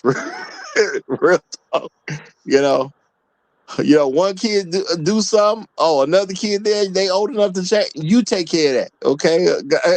But if I'm about to be homeless, all that stuff on the table now, all of it. So, you gotta have a baller's mentality in this country to be some homeless woman. You got to be a baller. We just don't see it, but we can't tell these women nothing. But I'm gonna slow down real quick because here come Black Uru. So I'm just gonna say this should be good. Black Uru, this ain't no pressure, but you got the flow because I really want to see where your mind gonna go when you start thinking about how these women could just end up homeless and the arrogance you got to have living parents. And y'all, let's keep in mind, we don't know the other two don't have living parents either. They could both have living parents, yet they still homeless. But go ahead, Black Rule. How you doing, brother? Yeah, thanks for having me, Roger. I hope you and gentlemen on the panel, folks in the public chat, are doing well. You might recall, was it yesterday or day before yesterday, you were reviewing the Michelle Obama interview. Yes, sir. What you're presenting here is why, and I mean, let me preface this by saying I said some things about Michelle Obama I probably should be careful about saying, given her status, and not want to necessarily bring any undue attention to your channel. They represent my earnest views about her and what she represents, but they don't represent your channel, and so I don't want to misconstrue things there. But that is what you're presenting here is why I would express such particular rage towards her and towards her class of Black women. Because what you're seeing is the result of, in my view, more privileged women, and in particular, more privileged Black women over the last better part of 60 years, selling out the larger masses of Black women and even other poor, lower socioeconomic status women.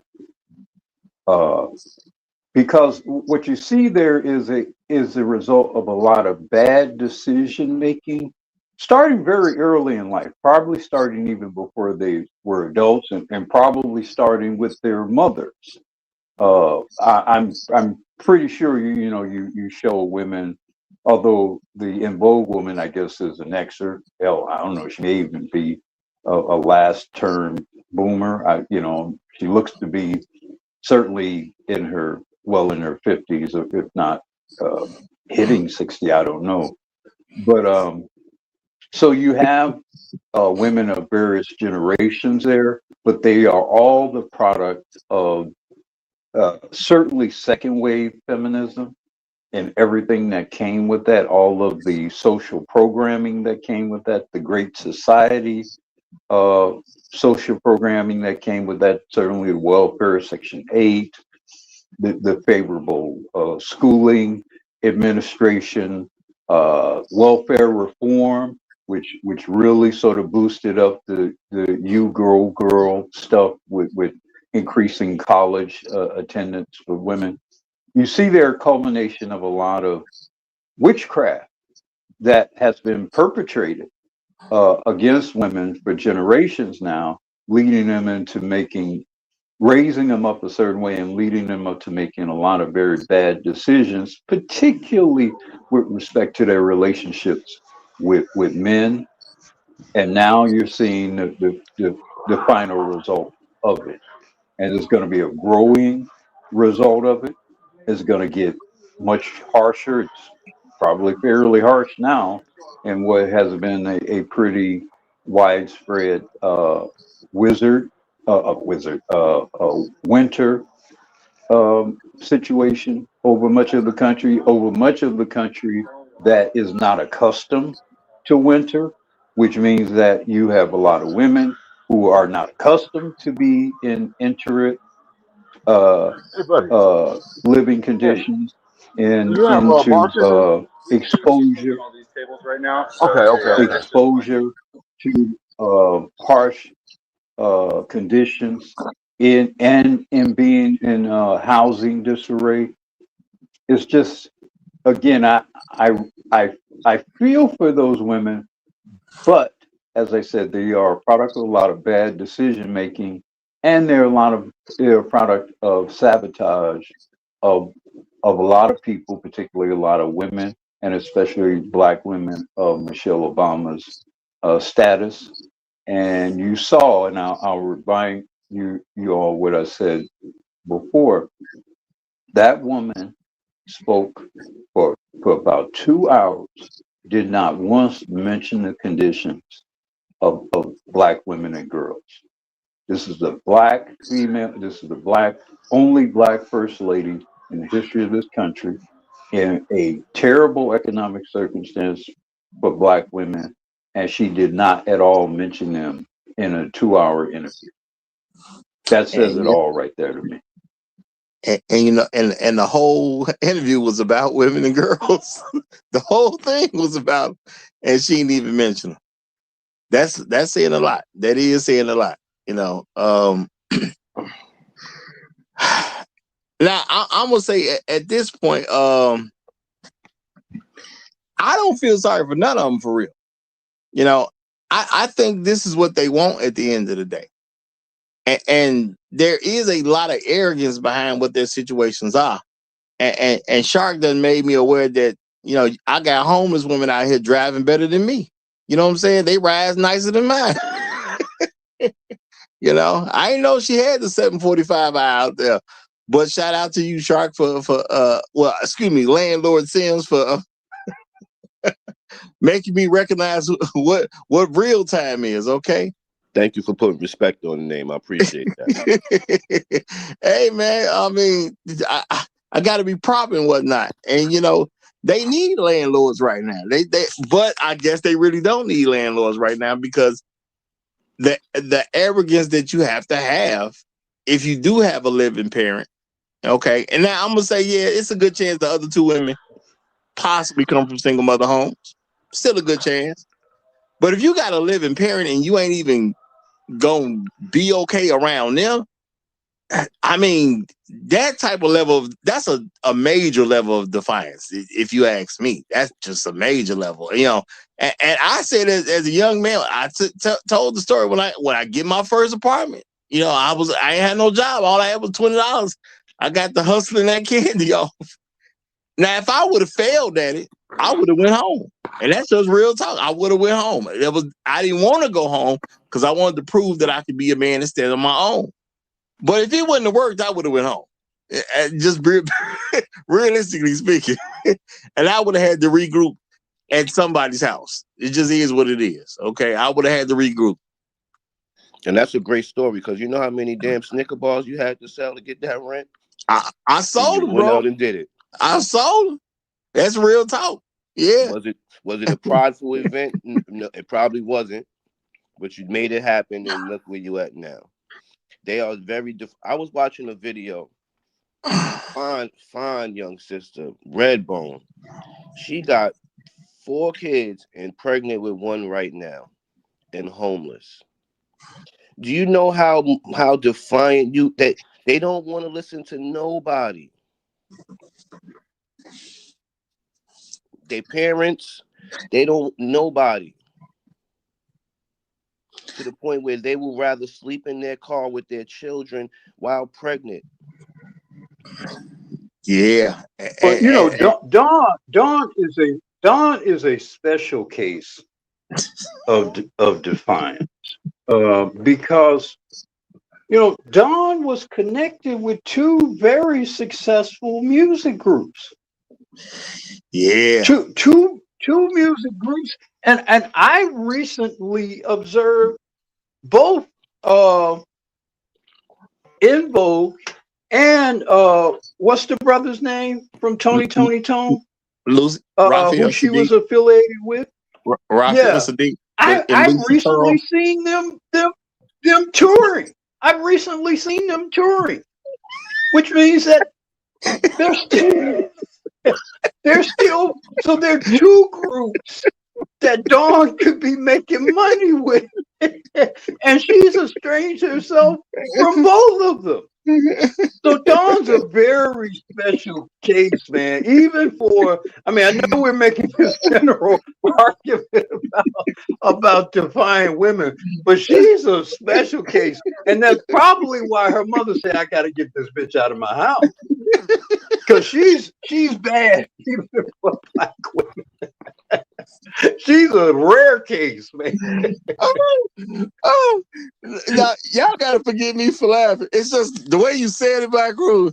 It sounded like you had just recently been to concerts where they both performed. It was just the way you said I've recently seen references to them touring.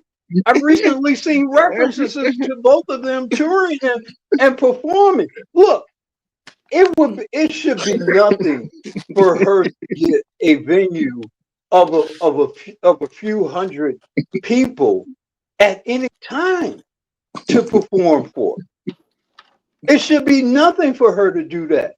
So for her to be homeless, it's really saying something about her character and her behavior in particular.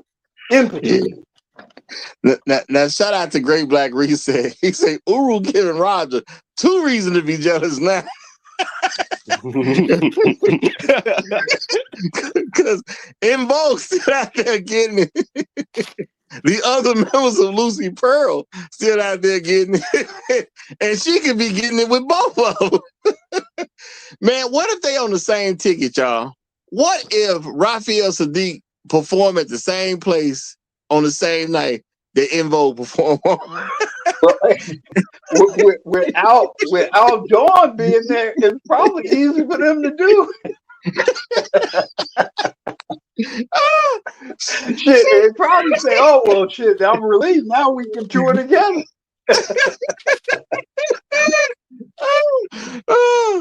Shout out to Dawn though. Hey, you was my favorite, Dawn. If you see this, don't get mad now. You was my favorite. You was the one I wanted. Okay, real talk. Okay. I mean, ironically, she was probably the most talented of the 4 of those. That's the real sad part about her. She was probably the most talented of the 4 of them, and she was a beautiful woman. She still, I mean, if you dress up a certain way, she still would be an attractive woman. So it's really all kind of self-induced. It's actually kind of sad in a way, because she, in my view, she must have some mental or emotional instability for her to be so self-destructive. That's probably the case. But you know, something, you know, you can't make people, you know, you can't force people to adjust, you know, address certain mental, emotional issues, certainly not without taking away their actual freedom to some degree. But it is sad to observe it. But even her, you know, look, in an environment in which you know, independence, freedom, liberty, girl power, all these fantasies about women being able to make it on their own, do it on their own. I ain't got to listen to nobody. Anybody tell me what to do. It has for generations bred a culture in which you end up in a situation where even when you need help, you've either burned so many bridges to that help, or you can't even properly receive the help that's offered to you because you've been so indoctrinated in a way in which if someone tries to help you, you're going to perceive it as being demeaning. You're going to perceive it as being controlling. You know, certainly if it's coming from a man. I mean, if it's coming from a black man, I mean, my God, we know how that's going to be interpreted. You know, he's trying to control me. He's trying to demean me. He's trying to take advantage of me. So even if and when they need help, they're not in a frame of mind or position to receive the help. That one girl was talking about, I'm running free with Buddhism or whatever. I'm like, what the fuck? Girl, what are you talking about?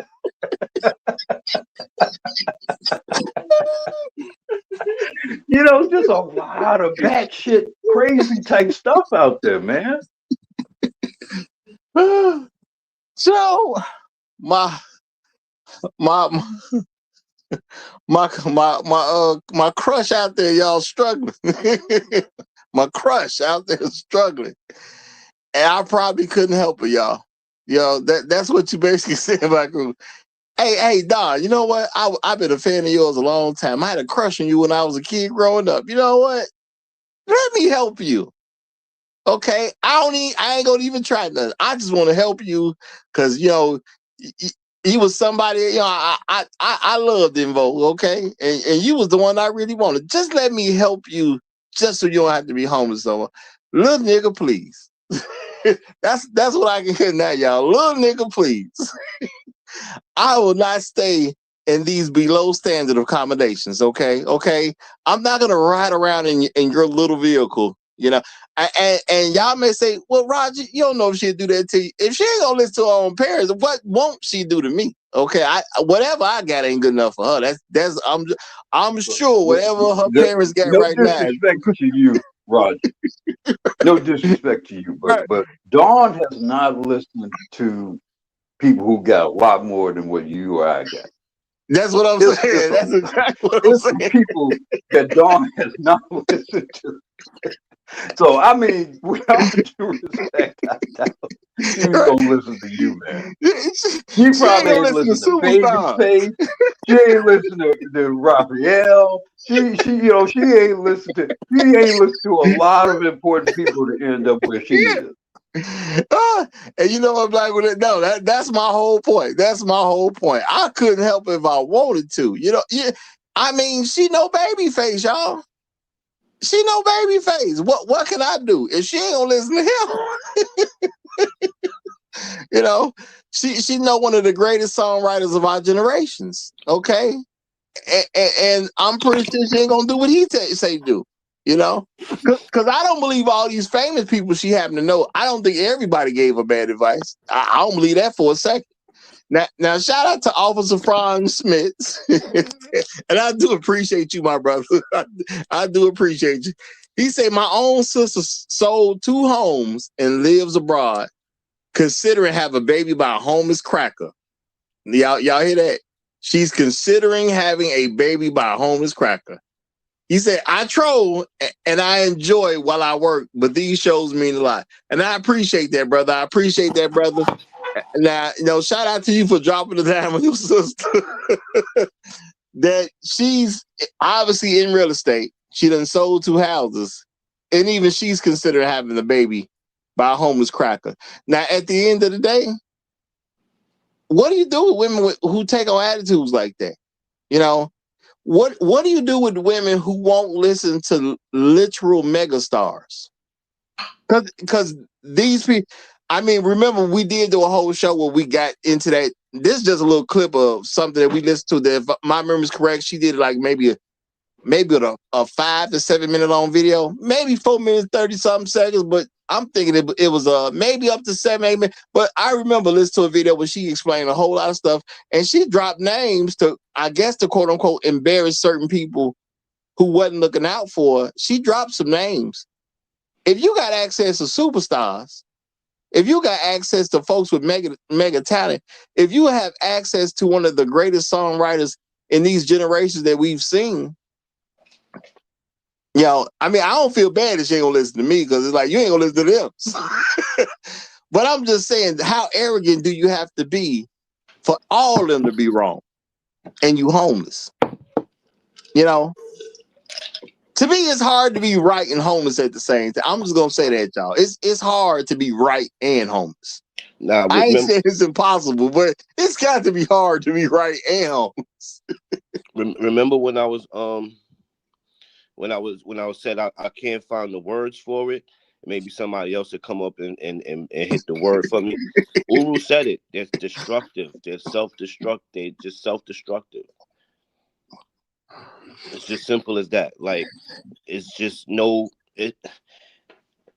they you can't help them. A shout out to the Great Black Reset. He said, strong, independent, and don't need no man. I say make them prove it to us all. You know what? I think they are. I think they are. And I think we naturally feel bad about it, y'all. I mean, shout out to Passport OG. He even said it himself in the video. He don't want to see no world where you got a bunch of homeless women walking around. He don't want to see that world. And let's be realistic. A lot of us don't want to see that world. A lot of us don't want to see that world. Now, me personally, I'm okay with seeing that world. I'm curious to see exactly what that world gonna look like. But that's what Uber was saying. They have been socially engineered into this situation. Well, as I've said many, many, many times, you got to be held accountable for what you believe. So if you bought into it, that's your fault. Okay. That's all I can say. I ain't going to laugh at nobody or really make fun of them because they done had a hard time, because I would not want to be in a situation. But at the end of the day, I still got to look at you and hold you accountable for what you chose to believe, because belief is a choice. There is a choice to believe. And a lot of people don't want to deal with that reality. There is a choice to believing. You believe stuff if you want to. You disregard stuff if you want to. So if you believe in some nonsense, I still got to say that's your fault. I believed in nonsense too. I've lost tens of thousands of dollars because I believed in some stupid stuff. It happens. It is what it is. But nobody gave me my money back. You know what I'm saying? So it's hard for me. I'm not going to look at you and say you need sympathy. You just need to make better choices. That's all. Make some better choices. It'll be all right. But I got two more guests coming up, so let me let them get the mic. So, Tunnel Runner, you got the flow first, and then we'll get Inspired Truth right behind you. Okay, am I coming through clear? What? Let me say this real quick. Now, we just said this, but shout out to Great Black Reset. He said this earlier. He said, Roger, you definitely can get her now. She ready to settle down. I doubt it. I doubt it. She ain't finna settle down with me. It's nice in theory, but it ain't happening. Go ahead. Go ahead, Tunnel Runner. Yeah, what I was going to say was the streets, actually, these women get broken in the streets. When they're out there homeless, living in their car, they break themselves because of their hard, stubborn ways. Because the streets are rough. And most women cannot handle, about 90% of the women cannot handle out there, living out there in the streets. I don't, if they could just find a nice man to take care of them, but you can't even take care of them when they get out there broken. They are broken and they will hurt you up. They will mess you up. So some of these women just mentally, physically, their streets are rough. And like you said, no one should be kind of want to be in the streets and live in their car, but they are so stubborn, hard-headed, and stupid that they will not listen to somebody and just be a pleasant person. Some of these women would be taken off the streets if they were just pleasant. And I'll land right there. Amen. Yeah, go ahead, Inspired Truth. Get it in. Appreciate you, Tunnel Runner. All right. Am I coming in loud and clear? Is this mic working? You good over here. Excellent, excellent. All right. Shout out to you brothers on the panel. Shout out to everybody that's in the chat.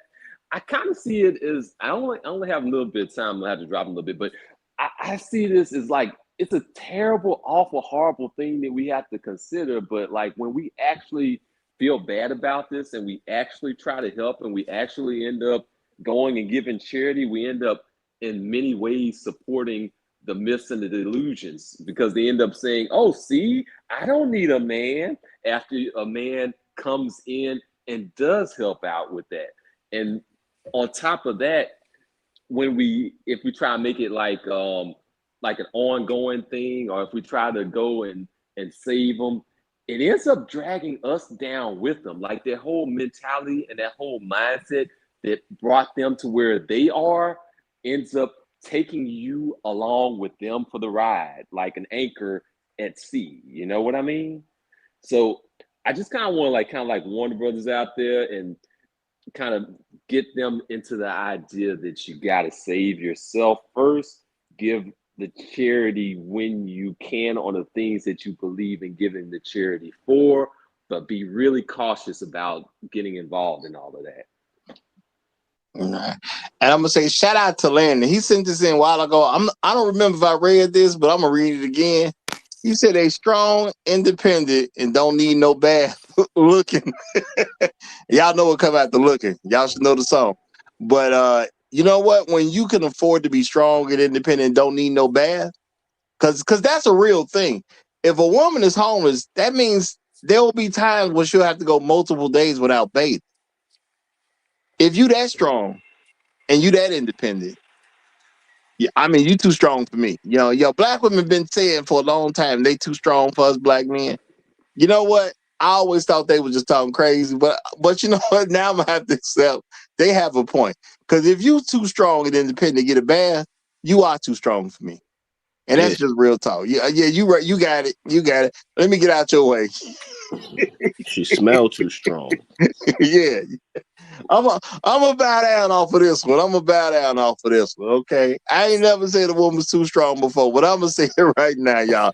If you strong and independent, don't need no bath, you got it. Real talk. You got it. But and I do think you make a good point. We got to learn to get out their way, y'all. Because when it comes down to it, if we're going to respect them, that's what I'm gonna do, y'all.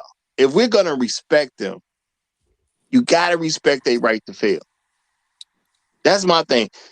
We should all respect people's rights to succeed. You should want people to succeed. You should push for people to succeed. You should be happy for people who could succeed. But don't we also got to respect their right to fail? Well, them videos you showed that men stepped aside and said, "Yo, it is what it is." Like Thomas was saying, that's what they needed. That's what they needed, and that's what those guys in their life did. Babyface told Dawn, "When will I see you again?"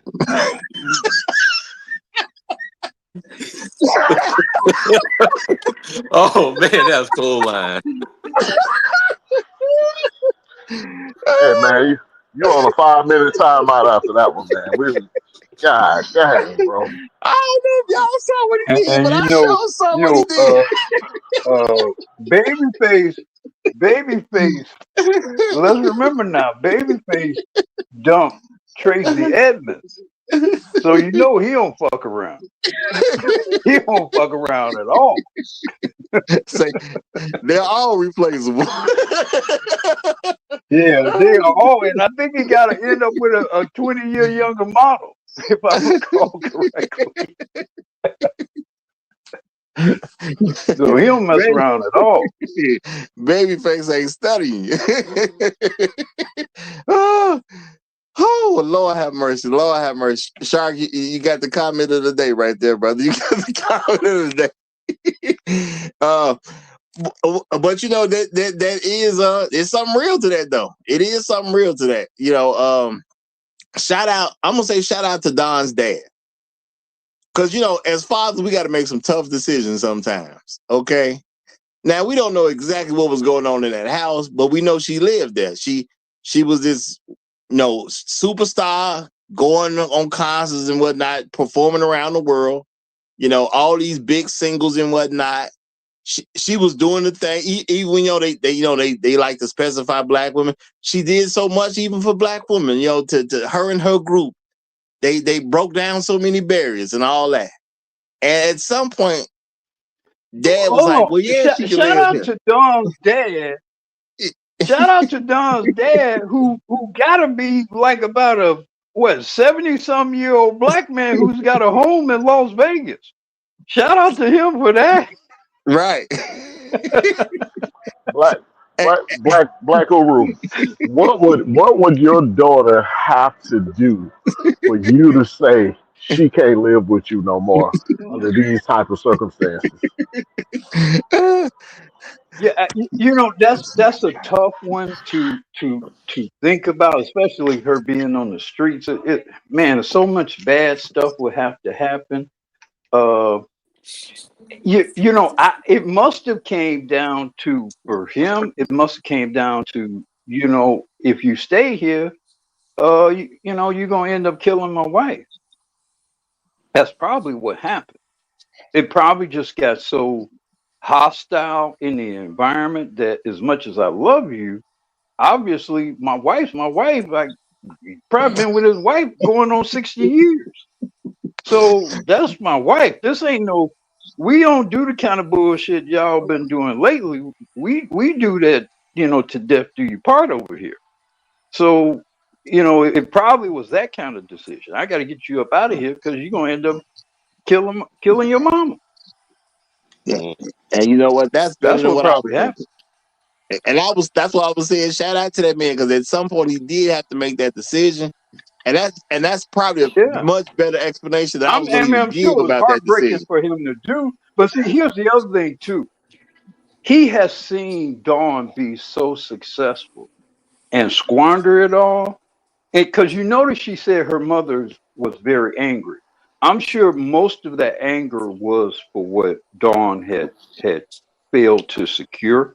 That she had so many opportunities, she had so much resources on her own, and to get to the point where she squandered it all and has made it impossible for her to get back on track, probably because she's burned so much bridges. That's probably what her mother just, like, I mean, man, we didn't raise you to get through all of that and end up here. Yeah, that's real talk. That's real talk. Now we got Red Pill Super Chat who done came in. So let's hear from the brother. You got the mic, my brother. How you doing? Can you put my screen up right quick? Sure, brother. Sure. Not a problem. Not a problem.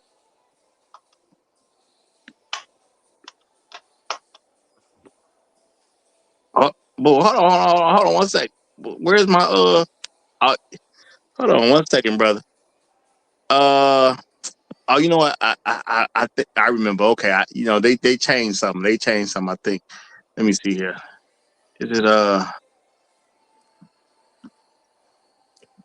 Come on now, do what I need you to do. There we go. What's up, Roger? Panel chat. I hope y'all doing very well. I mean, this title and it pulled at my heartstrings, and I'm looking to be very Oh. charitable, but I can't because I got to buy Battlefield 6, and also should I get Battlefield 6 or should I was looking at this game. I was looking at Oh this game, wow. but The but like pettiness. but I'm going to buy Battlefield 6 right now. But I was going to be charitable, but this is what I'm going to do. I'm gonna say shout out to that black man. Yep. That's what it's come to. That's what it's come to. The pettiness is growing. The pettiness, the heartlessness, is growing, and it's only. And I mean, and Red, he's got a. I mean, you're still a young man, but you got a few years on you. Imagine how the younger dudes are going to be thinking and feeling. No, they not gonna have any. You know, I mean, it's going. It's a natural, Hey, necessary look. bloodletting. Just Yeah, Oh just get stop man, it. they got the fighting stick. no, I get could that, play get that. Tekken 8. Yeah, Yeah, get I could that, kick y'all butt on Tekken 8. get that. Like I'm getting that too. I'm getting both of these.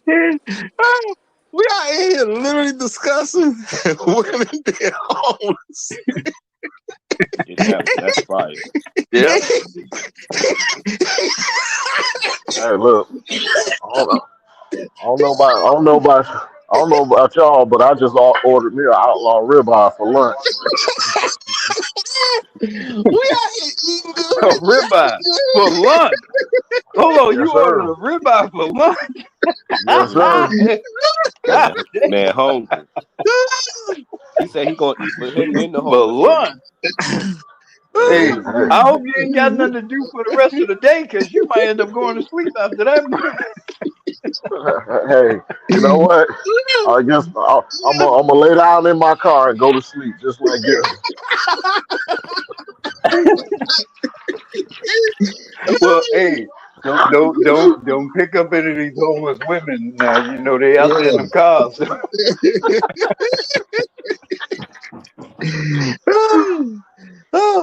But y'all know, quote unquote little niggas couldn't buy Don nothing though. Y'all. And you know what? Not only could you not buy Don nothing, that one that's in the middle, that second one, I don't think y'all can buy her nothing either, y'all. She just, they is not listening, you know. And y'all, I don't mean that. I don't even mean to present this as like a comical situation, but I do believe you're supposed to have fun in life. You know, stuff happens.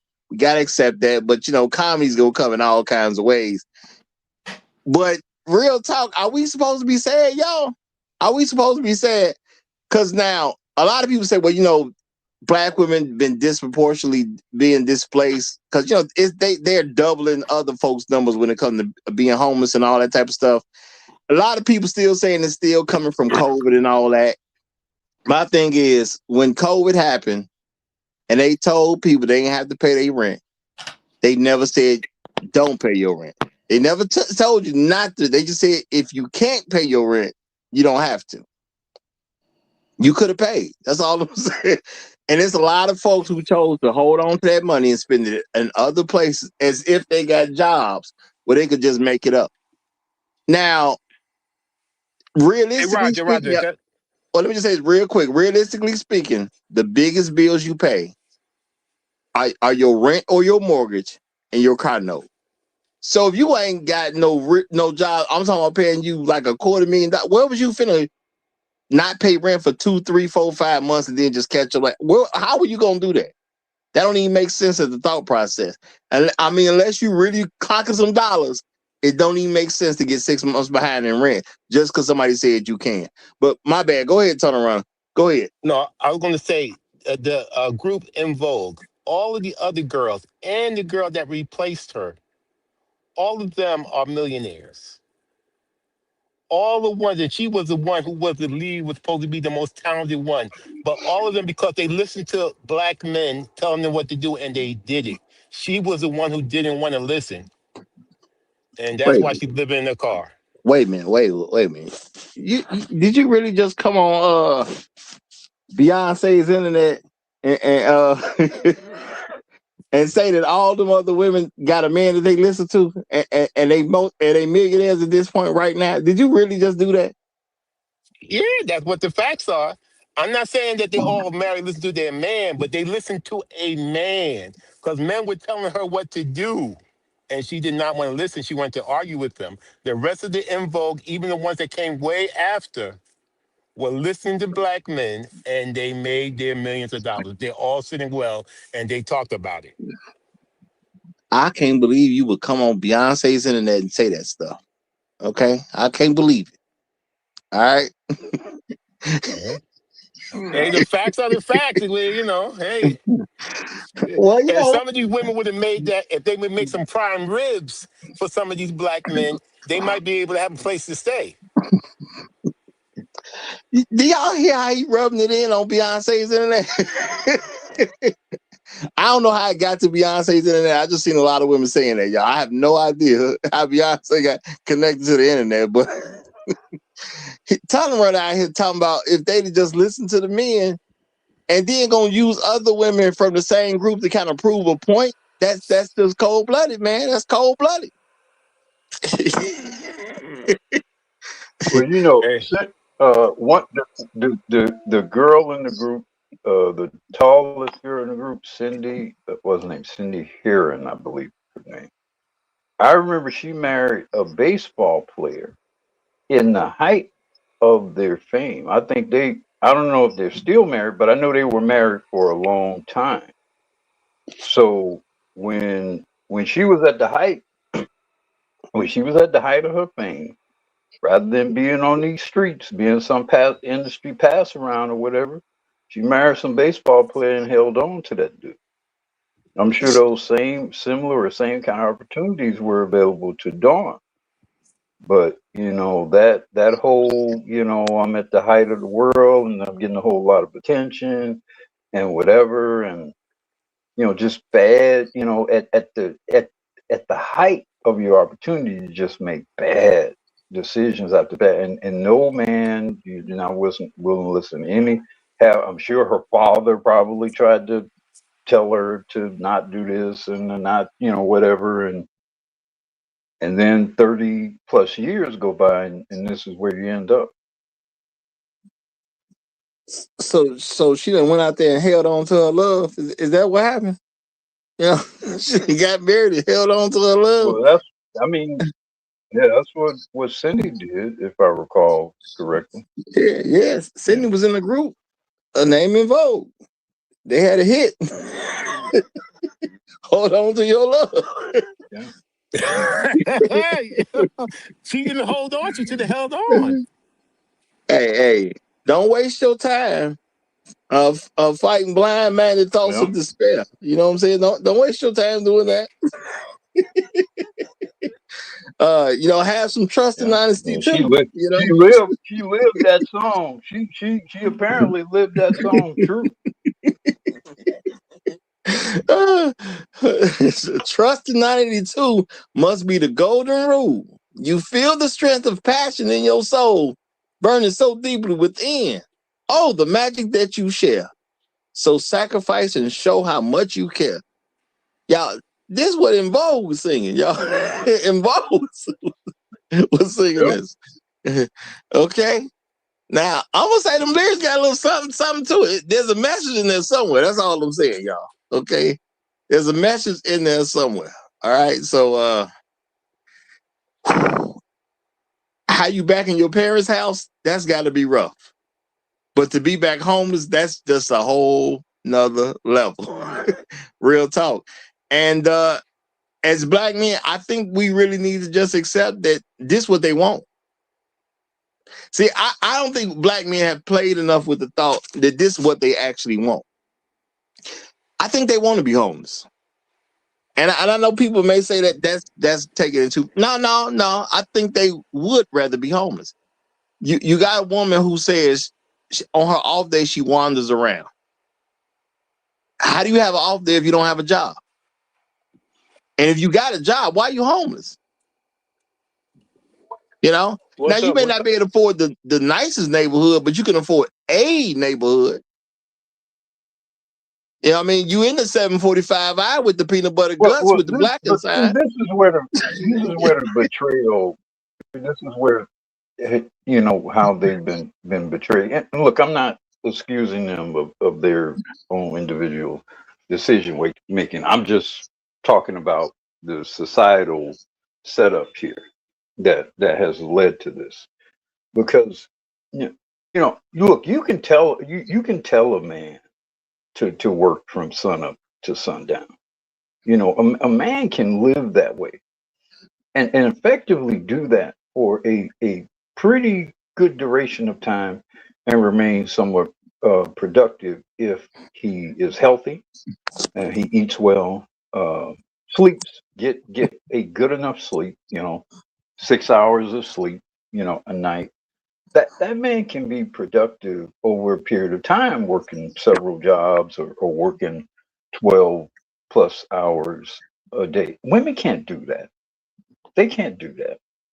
So she's trapped in a way by her decision making and by her own biology itself. She can't work all them jobs and be. I mean, very few women can really do that and do that over time, a long enough time, and then be disciplined enough to put those resources together in which they could then secure some form of housing and get back on their feet. Usually, in most cases, it's some social program or charitable program or whatever that comes in and rescue those women. Well, absent that, you end up in this cycle like, yeah, maybe she has a job, but she ain't gonna be able to work no 12 plus hours a day effectively to get back on her feet. They're just not built and designed to do that. So they're going to be trapped in homelessness, not just because of their bad decision making, but because they're not designed really to get out of it. And that woman in Passport OG video said, "That's what I do. I help homeless people." And she said family. So she literally says she helped women with children. Basically, that's what she said. She helps women with children, and she helps get them like security deposit and all that, so they can work. That's what she do. Now, if women got all these type of things at they beck and call, at some point in time, I think we just need to accept that they want to be homeless. Now, we may not think it's right to be homeless. We may not believe that's the best position for a person to be in. We may not think it's a good idea. You know, and y'all, I mean, I know a lot of y'all are subscribed to BGS. I ain't saying everybody is, but you know, I came across BGS video. What was it? The day before yesterday, he was doing something on homeless women too. Some of the stuff he showed, now to me, it was hilarious. Other people may have taken it a different way, but he showed some hilarious stuff. You know, for me to see a woman struggling because she got kids that she already don't have custody over, she about to have another kid. You know, and I know people looking like, oh, that's kind of bad. She got kids already with somebody else. I think she said she had a kid with her or something, and then she was pregnant, about 8 months pregnant, about to have a new kid. Now, to me, that stuff is kind of funny, not on the kid's behalf. It's funny on her behalf because she knows she can just keep doing all this type of stuff and everything gonna be fine. You don't do this type of stuff unless you truly believe everything is gonna be fine. Now, why she got that belief? That's up for debate, but she believes everything gonna be fine. You know? Hey, Roger. Go ahead, my brother. I bought the game. You see, because this stream was very traumatizing to me, so I have to do some healing. And if anybody want a game online on PS5, my gamer tag is Dirty Death Dealer. I'll be up all night tonight.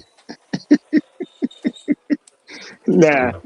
I'm walking out. You say you're gonna be up all night tonight. Yeah. Now, Yeah. I'm gonna assume you have a home. Because you ain't say yes, I do. you're gonna be up endlessly. You just said for tonight. Okay. Yeah, I got my big 60-inch screen TV. You know, I got my Xbox X and my PS5. You know, I've been showing my PS5 some love. I know my Xbox is pretty jealous right now because, you know, but it is what it is. Hey man, hold on to that love for that Xbox, man. Hold on. But you gotta show that PS5 that you care too now. Whoo, y'all. When are we gonna set black women want to be homeless? All right.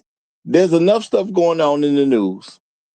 A lot of them really do worry about Trump. Now I'm gonna say that I've heard a lot of black women mentioning Trump and things that go on, and whether it's connected to him or not, they do blame him. And I don't care because I ain't no Trump fan anyway.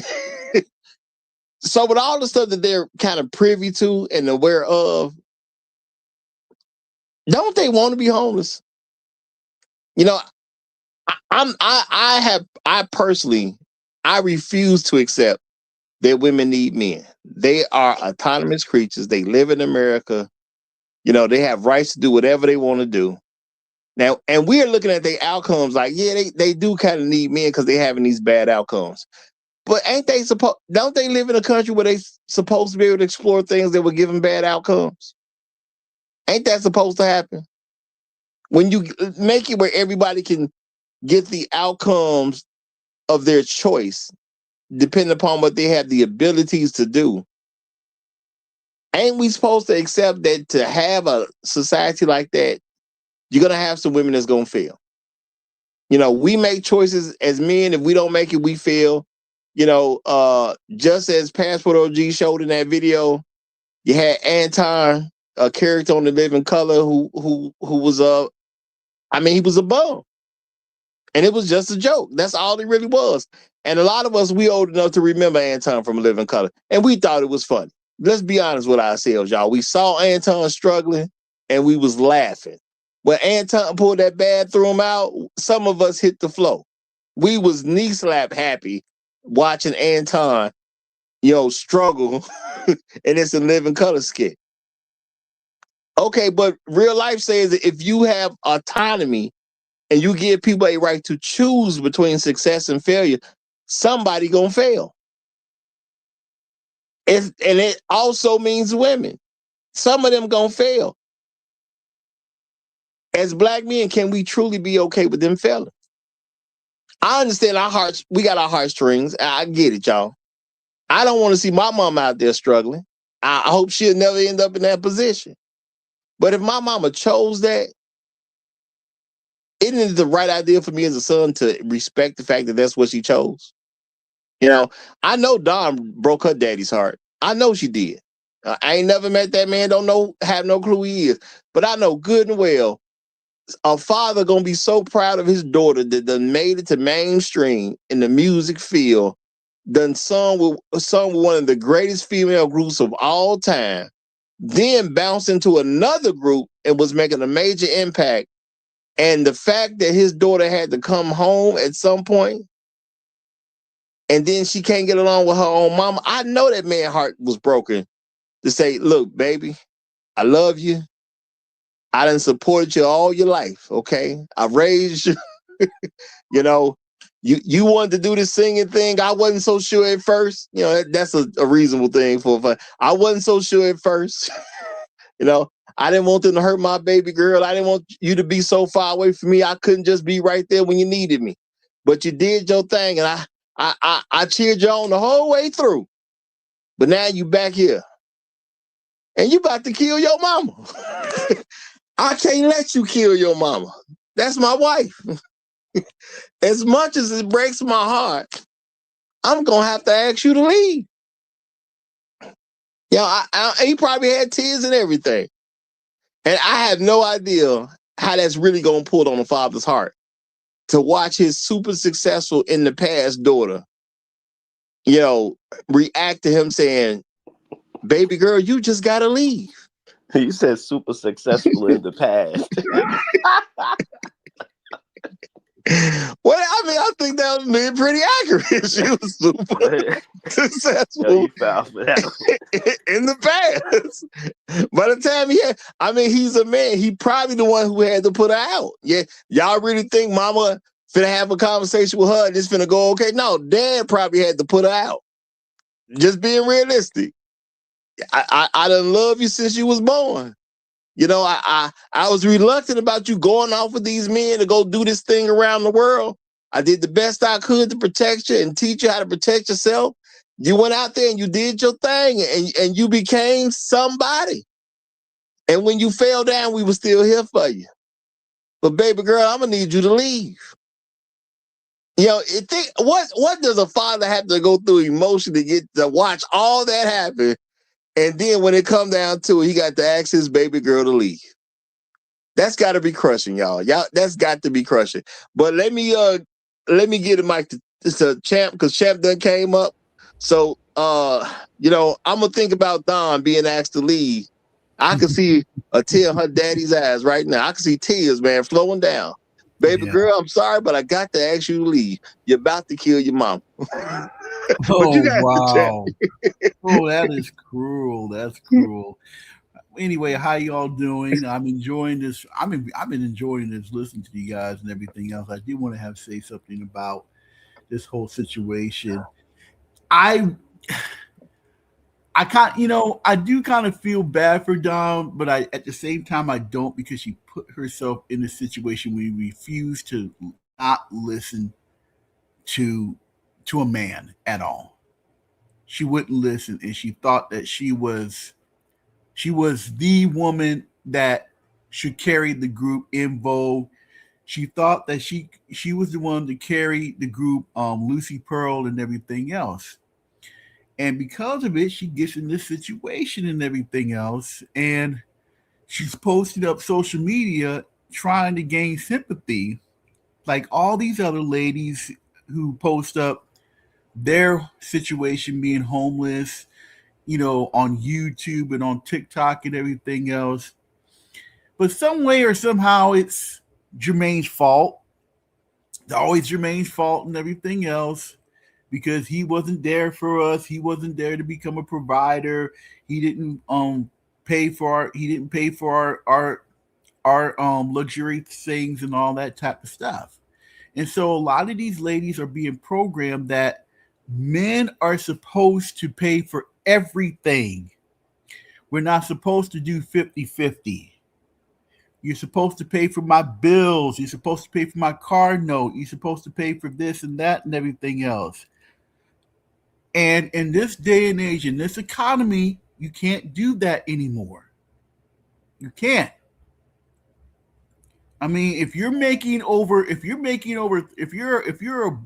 millionaire making, if you're a former athlete or an actor or a musician making over maybe $8-9 million, maybe you can do that. But if you're below $1 million, you can't.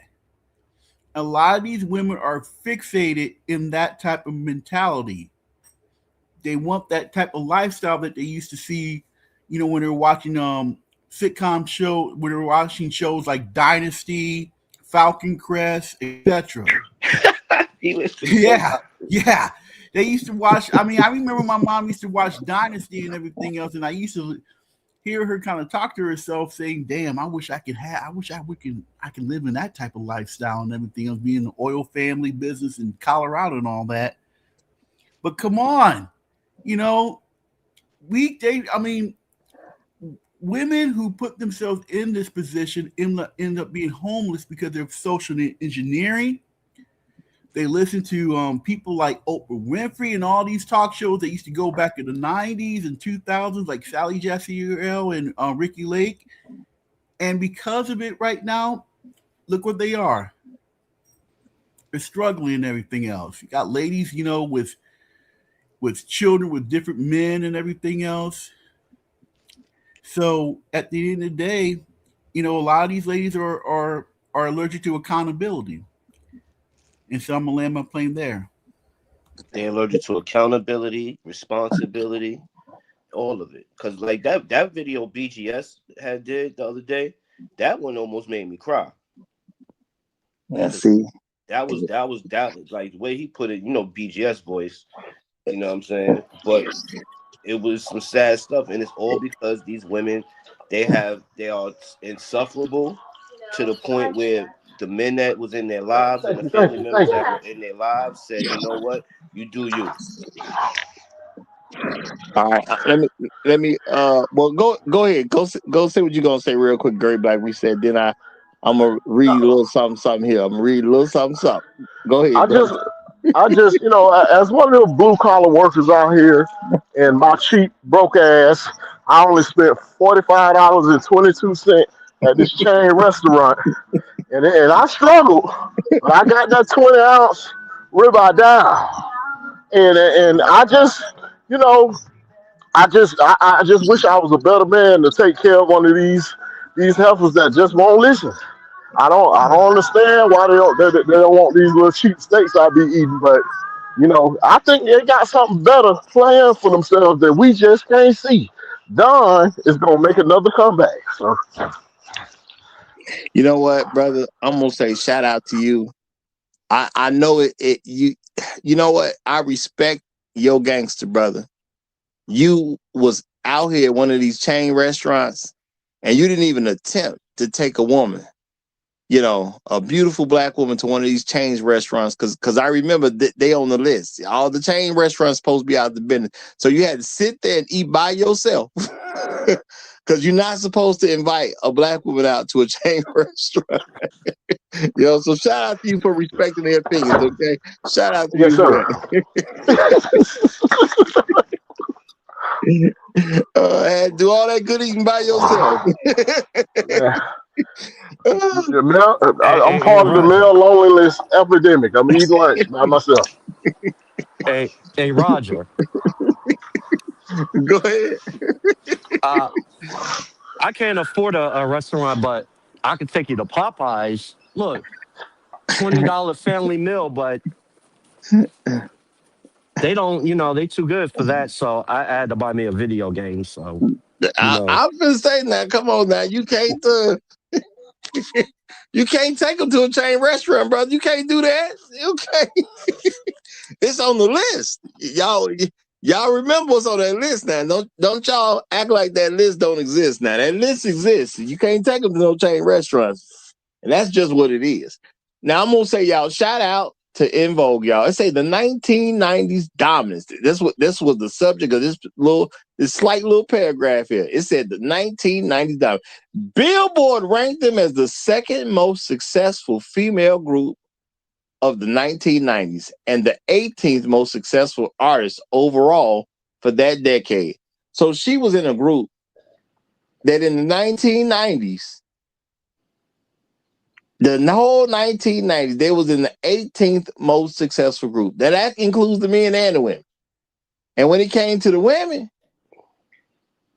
they was number 2. And she got to share that. And it says a little bit earlier, it said they sold. Now, I didn't give an exact number. It said they sold over 20 to 28 million records worldwide.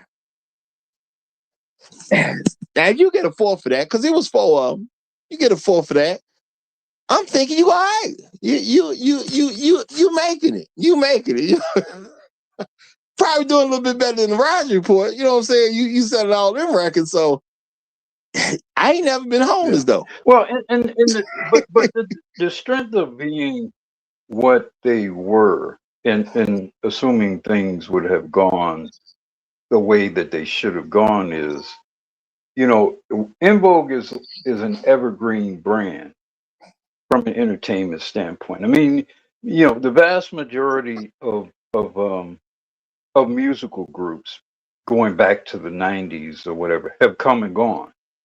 They're 1993 whatever group, might have been super did extremely well, and you don't even remember who they are 2 years later. That's not In Vogue.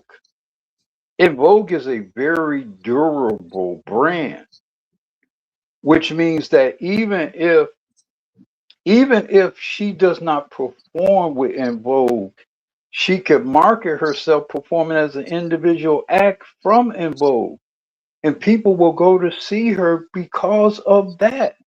She's dawned from In Vogue.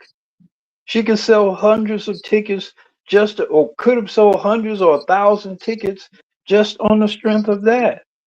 And all other sorts of branding and all kinds of business, video productions, and corporate. There's so much she could have done. And I'm sure her other bandmates are doing, having been a part of In Vogue. Because guess what? The black folks with the money now are people who 30 some years ago were In Vogue fans. Those are all your major decision makers. Those are the people who VP of HR and of marketing and all that kind of stuff. She could be making all kinds of money just being what she has been and what she represents. And she has squandered that. And that's why she was killing her mother, because I know her mother was like, girl, you have fucked up everything. And now you back here giving You me hell. know, I don't That's understand why our why she father had to doesn't. get up out of the house. You know, I don't understand why she didn't, perform in Vegas at least. You know, Because she messed up all of her connections. damn. Yeah, That's the only way. Because Uru was absolutely 100% right. And, Turtle was and, and 100% it right. gets around. It gets around because that stuff it's a big world, but yet at the same time a small world. Because once you get a rep, that shit spreads like a damn LA forest fire. And it's just now everybody know that because the first question they asking is, well, damn, she left En Vogue and Lucy Pearl. What the hell is going on? I think there might be some mental illness in that shit. That's the only conclusion I can come up with. What? And she's not acknowledging about it, and she I doesn't mean, want there to could acknowledge. be I mean, there could be something. There could be something there. my But thing is, again, is she's responsible for addressing that. and a lot of times I'm gonna say we throw that mental illness thing out there just to kind of protect people. I mean, at the end of the day, you made millions of dollars with your 3 friends. That's what being in a group is like, y'all. Okay, you made some money with your friends, but now you and your friends are so far apart. They ain't gonna do nothing with you. You know how far apart you got to get for your former friends, and y'all shared the most successful time in y'all lives together. For your former friends to not get out there and do something just to help you make money. And I'm not saying they ain't gonna take their cut, but if they did a tour with her, they all make some money. Now maybe the other ladies don't really need the money, but they gonna take their money, but they'll do it so their friend can make some money who clearly needs the money. You wouldn't tour with your buddy, y'all. If you had the ability to go on tour with your buddy, you ain't going on tour with your buddy so your buddy can get back on his feet. You Depends don't on how need the much. money at all. You don't need the money It at depends. all. Depending on how much trash my buddy talked before Michael we split up. Jackson was touring. Michael Jackson did the victory tour after Thriller. He was touring with his brothers and making albums with his brothers after he had the biggest selling album of all time. Yep. Dawn Yeah. is the modern day Eddie Kane. Oh wow. Ooh. Nah, Eddie Oh Kane. no, I'm gonna step further. She's the modern day. You're wrong. She's the modern day David Ruffin. You're wrong. Yeah. Both of those are good. Both of those are good. Eddie Kane and David Ruffin. Both of those are good. Yeah. Now, all I guys can say to Stat Shark is dang. Oh, y'all ever forgot old Eddie Kane? Yeah. Dang. A heart is a house of love, and I learned that it don't take much to build it up. Nah.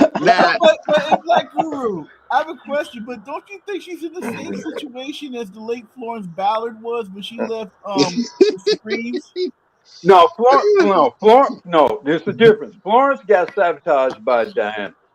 That was Diana Ross's work. That wasn't Florence. Yeah, that was a different situation. Yeah. She got Diana started banging Barry Gordy, ended up having this kid. She kind of took over that whole thing and screwed her around. Yeah, that's what happened. Now, shout out to Florida Chat. He say Don Ruffin. I thought she was Don Ruffin. Now, y'all, we done came to the 3-hour mark. Nobody come to see you over there. We done got to the 3-hour mark, so I'm finna get ready to set this down.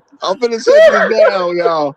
But I want y'all to really examine this, y'all. Now, y'all can come up with reasons why Dawn would have the level of arrogance that she has, even though we still don't think it should get to where it got to because she homeless now. But I want y'all to keep in mind, the other two women ain't sold no records. They ain't sold no record. We don't know them. We don't know their names. We ain't never booked them for a show. We ain't never seen their names placarded up anywhere. But you telling me they ain't got the same level of arrogance that Dawn got? I'm just gonna say, think about that. They got to have the same level of arrogance that, and one of them in the 745i with the peanut butter and black two-tone seats, man. Okay, she riding good. She riding good. Now we ain't see what the other one riding, but we know one of them riding good. And on her day off, rather than better her situation, she wanders. No, she Now, riding dirty. well, I mean, I'm just going off what she said. She on my day off, I wander. She got. I ain't got I ain't time to never seen. wander. You know. I ain't never seen a homeless person with a day off. What that look like? I'm off today from being homeless, so I'm gonna go to my apartment and go lay down. Is that what that is? What's a day off from being homeless? That's a good question, brother. That's a very good question. What exactly did she mean by that? You know, but I'm taking it that she got a job and she's fine.